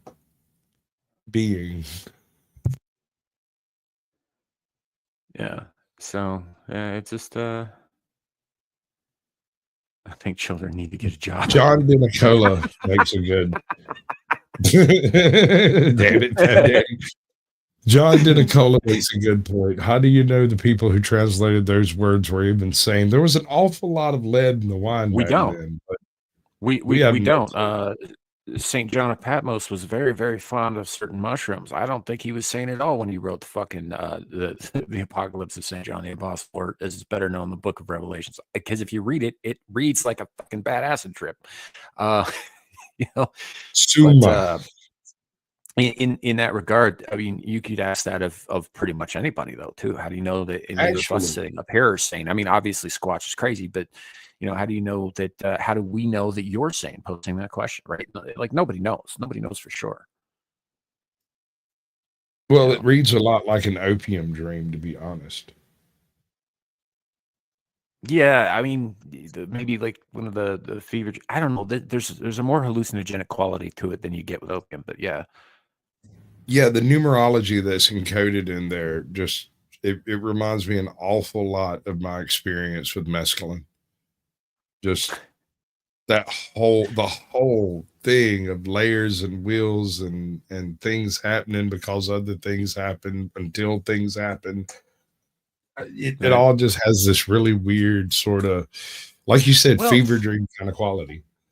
And honestly, like there's something to be said for maybe it's possible, maybe it's a necessary requirement that in order to speak and commune with the divine, you have to be a little insane. You have to be a little disconnected with what we perceive as reality.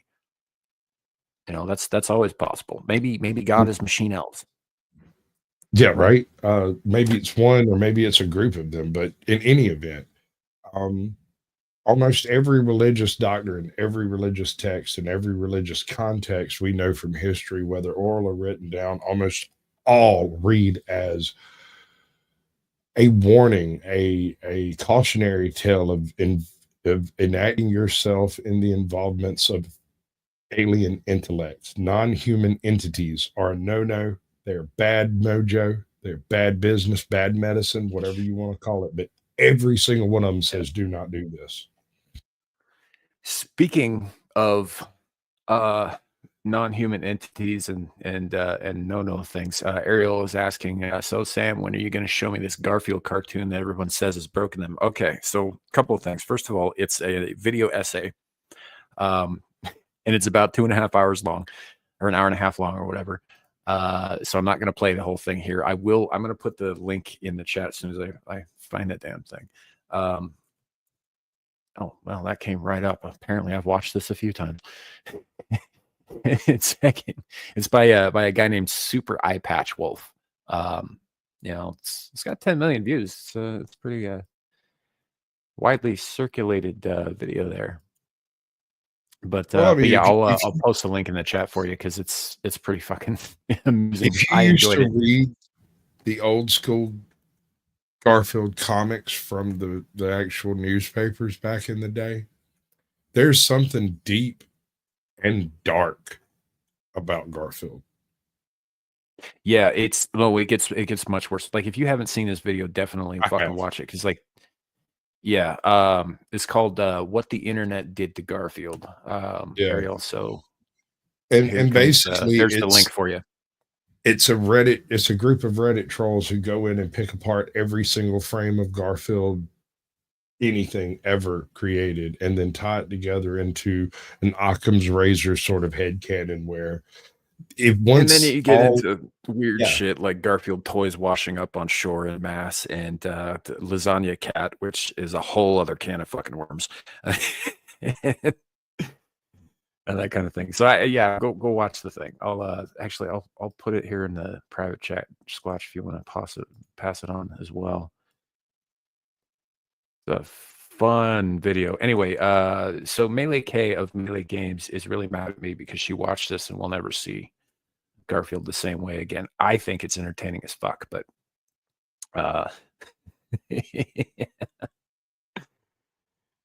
so definitely check that out. What's up, old Joe? Welcome in. Yeah. And it's really well put together. The guy spent a ton of time. The video is really well done. And I was wrong about the length. It's 120 minutes long, give or take about 30 seconds. So definitely go check him out. He's done a few different. I don't know. Maybe one of these days when I do a solo stream, maybe one of these days we'll do like a long form reaction to it or something like that. We've both seen it. We can do it. We can do it, dude. We'll set it up. We'll do it on Rumble, and then we'll chop it up into like little skits to upload to YouTube. We'll do it together. I'll do the editing. You can bring one other person, and that should cut it down to about 9 hours. Yeah, you want to EFAP it? I see. We're gonna rival the long man. For those of you who don't know, that's a Mahler reference. Guy doesn't know how to do a stream that's shorter than 5 hours, and he typically ends around 9 to 12. So, yeah, I was gonna say 5 hours is short for him. Yeah, accurate. I don't know. Maybe we should set aside some time this summer and maybe do like an EFAP of this video. What do you think? Yeah, I'm not a huge fan of Garfield. I'm assuming that's what you're talking about, but I'm still not gonna watch. It's every frame a picture, painting. Yeah, every frame a pause. A pause. Okay, well, yeah. It's I love these things when done properly. I'm a big fan of headcanon. It helps me watch movies and enjoy them. Because some standalone movies in my brain just seem to fit in specific locations without actually being associated. Like Seven feels like a Batman film to me, but it's not your usual Batman. It's like they did the Penguin recently, only this is the Riddler.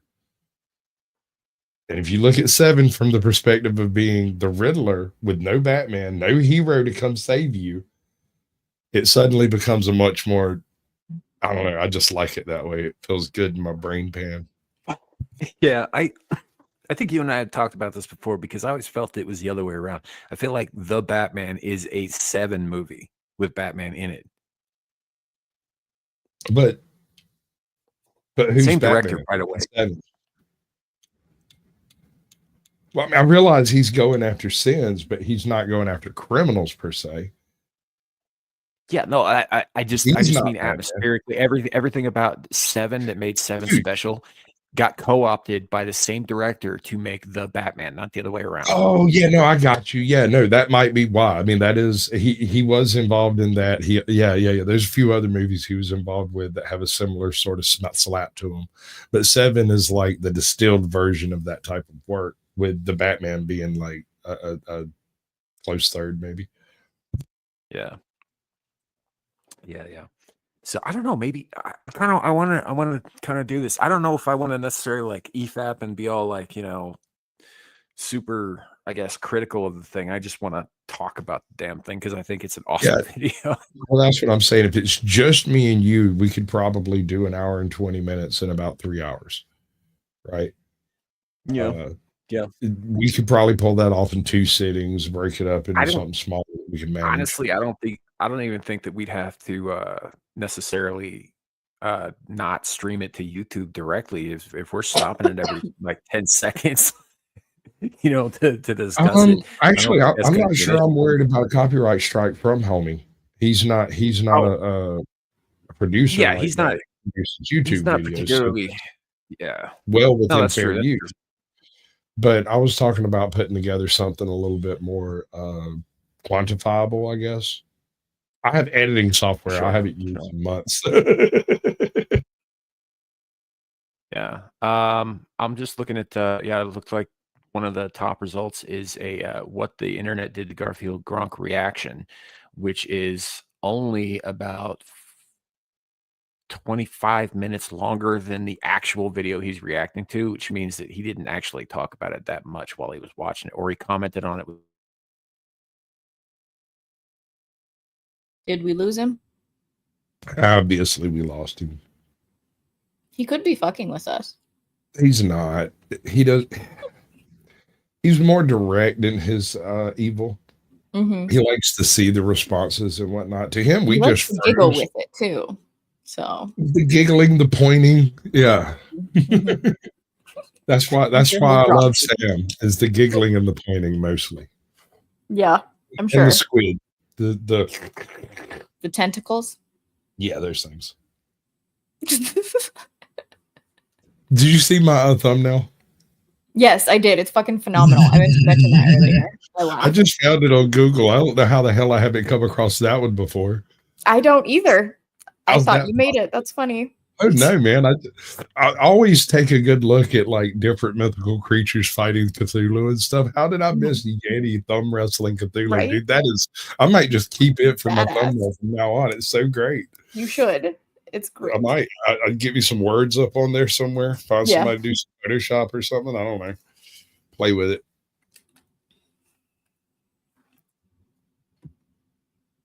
So how's it going? Good job. Whoever figured out the THCA loophole. Oh, bro.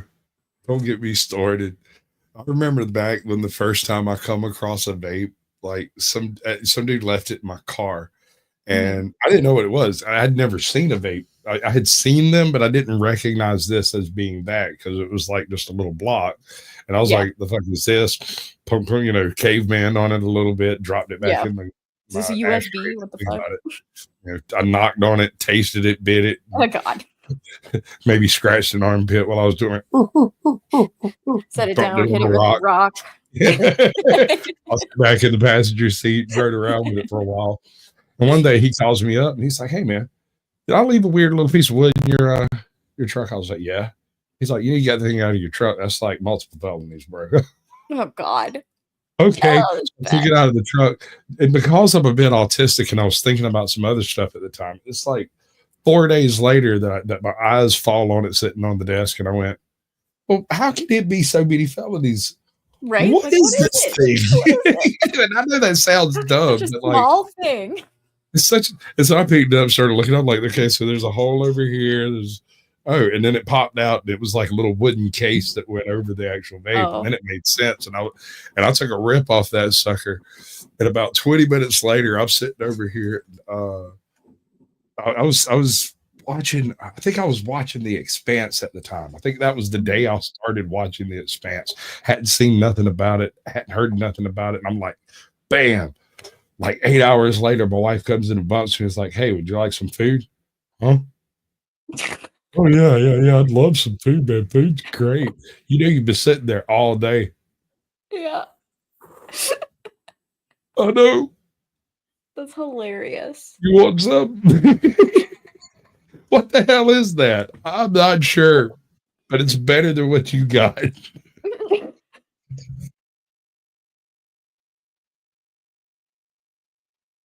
You want a Dr. Zoidberg soundboard for paneling with Samuel?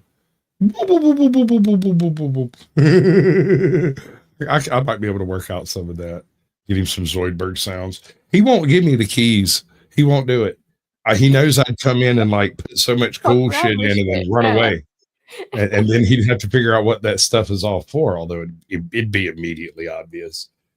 I do that to people. When they give me the keys, I'm like, "You need this, you need that, you need this, you need that, you need this. I'm done. Y'all have a lovely evening." Run away like Skeletor, huh? Well, it's like on Flow States. I gave him the 2025 debate stage right after it popped up, right? And I set up a little arrangement of pictures so that everybody was in the right spots in the debate. And I included one with media, one without media, and one with the full peanut gallery and media. So you could have a crowd and do the whole thing. And I've got a courtroom set up. Did you feel something cold slither in here? Oh, emphasis on slither. Me? Came in with the end sound voice. Me. And now I'm aroused. Hello, stranger. Gal missed it last week. We did our NPR voices at the top of the show last week. I didn't miss it. I watched the short or the clip or the whatever you call it. Yeah, but you weren't present for it. The cringe. Good times. All right. So I hope that's the end of that shit. The what is this mukbang thing you keep going on about? I don't I know what either. mukbang is. Don't answer that question, but I'm not doing it. I don't know how it applies. No, fair enough. Yeah, I don't know. This is like the second or third time that Zilla just said, Samuel mukbang in the chat. And I was like, I don't know what he's referring to. Like, I think he wants to see your tentacles eat things. I don't know. Did you just disappear? Well, I don't know again? how to make that happen. Oh. No, I had a coughing fit, so I muted. Like a civilized person. Old man stuff. Got it. Smoker stuff. Sure. Oh, yeah. Don't smoke, kids. It's not good. It's not good. Oh man. Yeah. So where the fuck was I when I dipped out? I don't remember. Someone asked me to play this for you, just so you know. Is that Zoidberg? I don't even like Futurama, dude. Why? What the fuck? So for every time that the shitternet attacks. That's cute. That's cute. That's all right. The internet's going to do what it's going to do, and Sasquatch basically is the internet. So that was a special request for my chat, by the way. No, that's fair. It's I'm working on it. It's going to be a while, but I am working on a solution to this whole unreliable internet thing. I do. Maybe you need a better most of my chat's been outside of. Right? I don't know. I mean, if we don't even have a Dunkin' Donuts in this town, man. Damn, there's your problem. You should be using Dunkin' Donuts internet. The McDonald's internet is trash. I mean, there's a bagel shop, but to be fair, Dunkin' Donuts is more of an East Coast thing. No, that's why it came to mind first, honey. Where am I at? Oh, That's what I'm saying, and he's not in the East Coast, so he can't. Dunkin' Donuts used to be everywhere, though. Like they used to be all through the West too. I mean, I grew up around the damn things. It's just the town I live in now. That's when you invented dirt. I'm talking about like modern times. I see. He didn't invent dirt. He discovered it. I'm pretty sure he invented it. Yeah. Meanwhile, you're still eating it. That was a little kid joke for those of you who don't understand or have children. We're not retarded. We're not retarded. It was just I got that.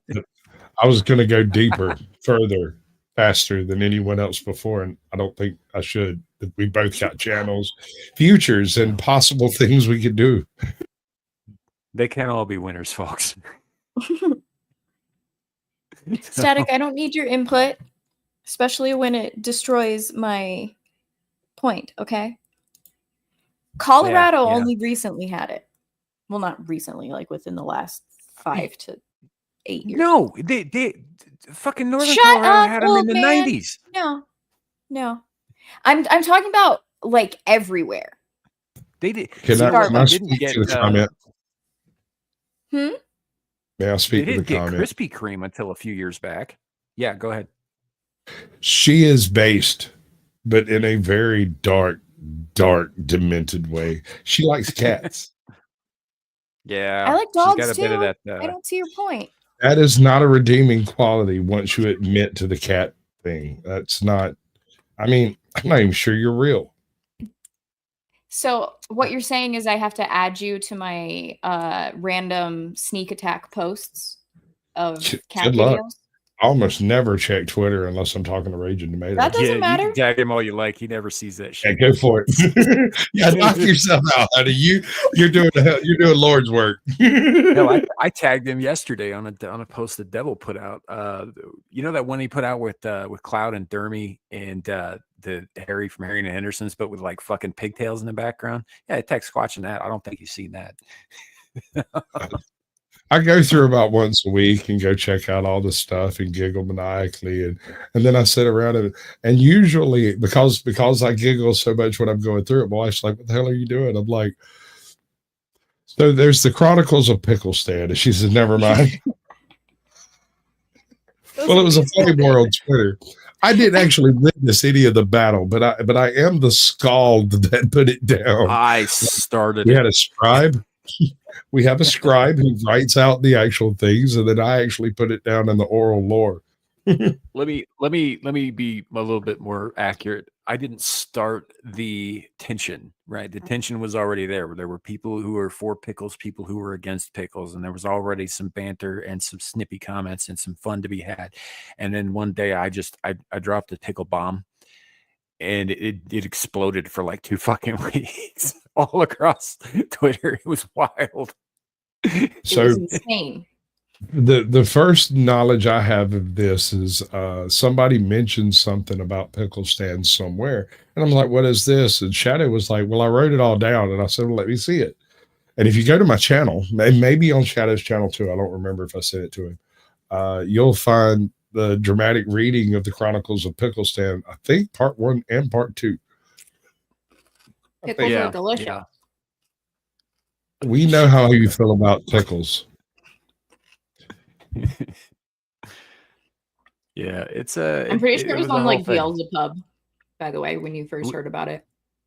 I believe that's where Beelzebub?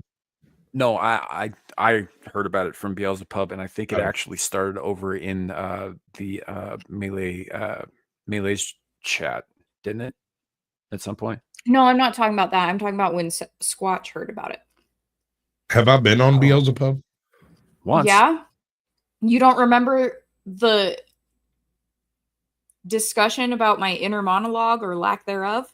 Well, we cover that quite regularly because it's not there. The original discussion. I kind of feel like I've always known that.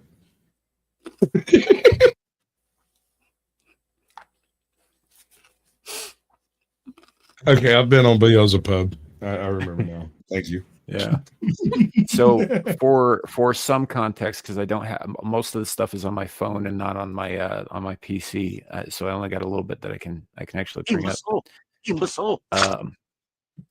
So this is the kind of thing I was posting on Twitter to kind of fuel that fire a little bit.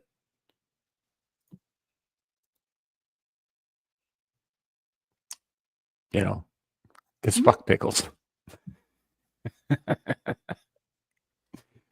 For those of you who are curious, that makes me think.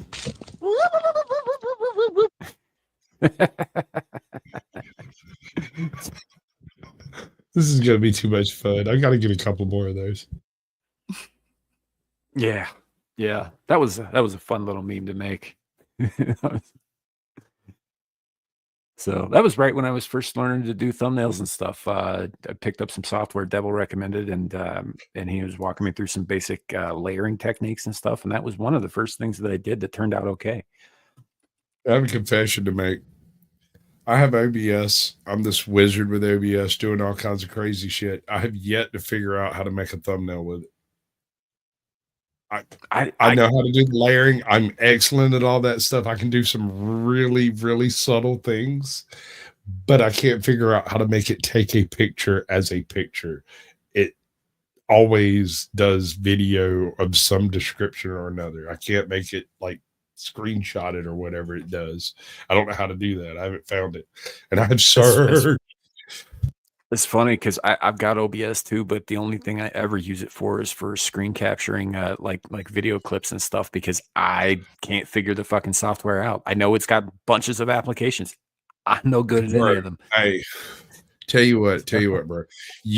Dude, OBS is what StreamYard is trying to be, right? Now, StreamYard has some things going for it OBS just can't compete with, like the ability to send a link and have people join you in a studio, and the joining of all the chats and stuff. That's brilliant, dude. That's amazing. You can't Yes, recreate. I did say that. Well, that is For the record, it's my friend whose internet handle is Devil Made Me Do It. We just call him Devil for short. I mean, he is short. He's kind of leaned into it a little bit now. His channel, if you're interested, yes, his channel is linked in the description below. It is Bielza Hub. It's great. He does some fun stuff over there. Go check him out. But yeah, I did say that Devil recommended.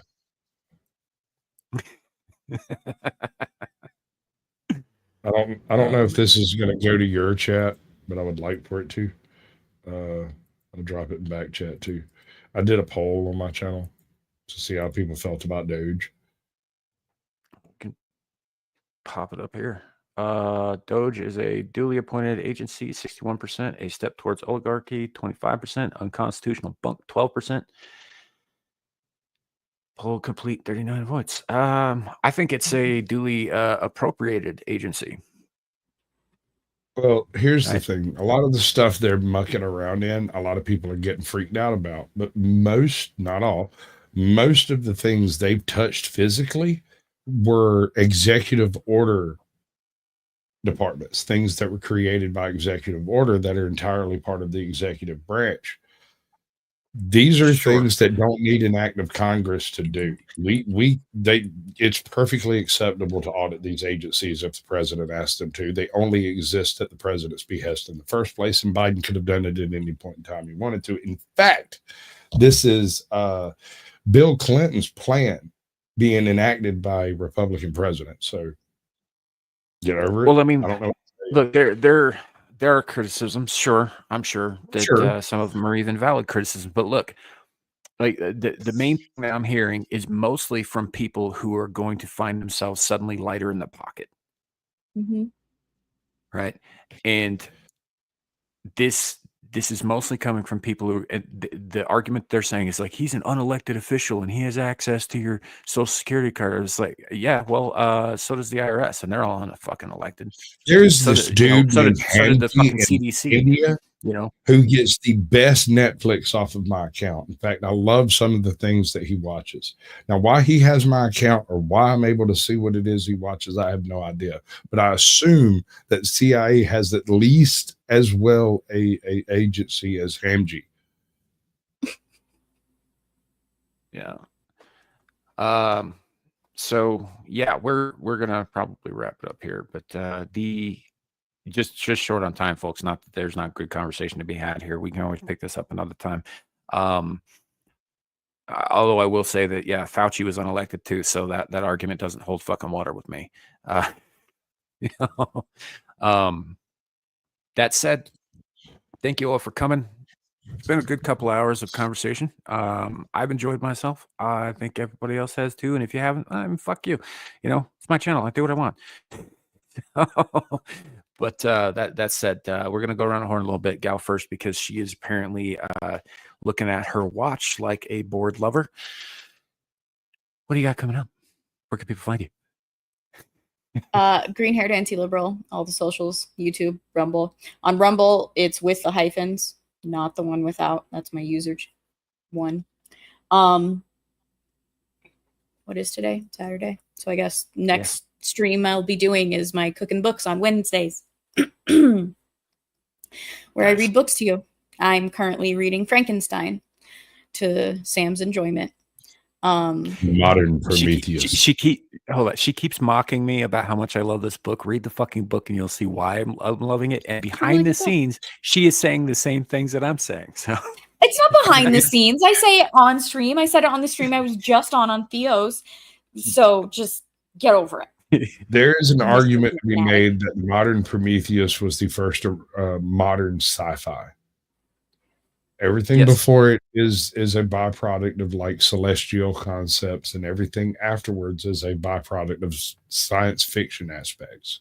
So this gives a distinct dividing line between the Vimana of the Mahabharata versus like Odin's spear, right? So after this point, things are more not wrong word, erudite. Yes. Yeah, I mean it is the technically the first science fiction novel. It's also gothic horror, which is not horror like we understand it today. It's not splatter horror. It's not a gore fest. It's not, let's see how sick we can make the audience horror. It's more ideological than that, and it's really well done. But yeah, no, Gal's reading it. It's awesome. Definitely check out that show, Cooking the Books. Hopefully, like you're making playlists for each of the books and all that. Make it easy for people to follow along.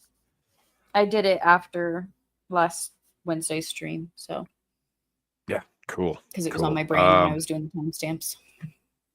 Yeah, no, it's a very cool concept, and she's having a lot of fun with it. I'm having a lot of fun watching, and all that. So definitely go check that out.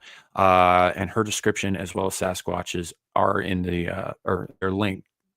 Rather are in the description below on my channel, so you can find them with ease. I don't know, I'm just rambling at this point. Sasquatch, what do you have coming up tomorrow? I have the blast readies with Captain Curmudgeon and possibly Jay Rillo. That's Juicy J's Hot Topics for those of y'all in the know. Tuesday I have the Naughty Corner, which is morphed into seeing cops do terrible things to people. That's it. I'm going to start doing my chilling with Sasquatch things on Thursday again, since I can't seem to line up interviews at the right time. Cool. Like, what's up with Thursdays, dude? Everybody's busy. No, man. It's just a lot of people stream Thursdays. A lot of people do shit on Thursdays. Also, there's one other thing. I've started doing the concept is, since I can't interview these people at a timely fashion, if they offer the ability to restream whatever they're doing, I'll go and do an hour with whatever creator's doing it.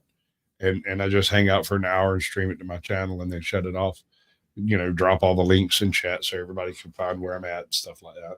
Mm-hmm. Yeah. All right. Well, that brings it around to me. The next place you can find me will be later tonight on Exiled Lioness 2. Looking like it'd be about 8:49, somewhere in there when we start. But there will be a show over there I'll be helping with, as well as you'll see him in the chat there. Lawrence Knight, he'll be over there as well. After that, on Monday, we've got Mellow Mondays on Adam the Renaissance Nerd's channel, which is kind of geek topics, video games, pop culture, that kind of thing. It's pretty chill for the most part. A lot of fun.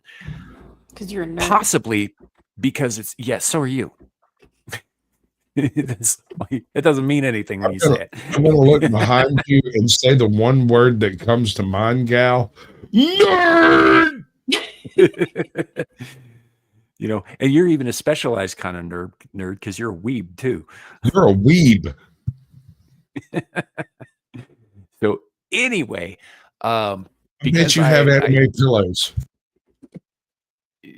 What? I bet you have anime pillows. No, I do not. But I do have mangas. Just I'm going to get you one. Well, this is a manhwa. It's Korean. Yes. All right. Well, in addition to all of that stuff, I'm going to continue on now. No, because it's a 3-day weekend, because President's Day or whatever. Not for me. I may do something on Monday earlier in the day on this channel. I haven't decided yet. It's a possibility. I do need to do a Whispering in the Dark stream for February. I just don't know if I want to do it, next week or the week after. We'll see what happens. Then back here next Friday for Abyssal Musings with Lawrence Knight and myself. And Devil made me do it. And then on to Devil's channel, Beelzehub, for Beelzepub. By the way, if you missed Beelzepub last night, go watch it. It was a fucking banger. There was a massive argument right at the end, at the beginning, about whether or not hamburgers are sandwiches. It's really entertaining. Go check that out. Thank you all for coming. This is Hold on. No, we're not having the debate now. I just said go watch it. No, we're not doing this now. I'm trying to We're close gonna the have to. show. We're gonna have to hash this out That's later. like saying tacos are sandwiches. By definition of being between two pieces of carbohydrate, yes, I will mute they both are. of you. Thank you all for You coming. brought it This up, has been motherfucker. Shut the fuck up. Mute. I will be around. These guys will be around to go check. Stop fucking talking. Good night, everybody. It could be worse. It could be raining flaming cobras. Have a great one. See y'all soon. Bye.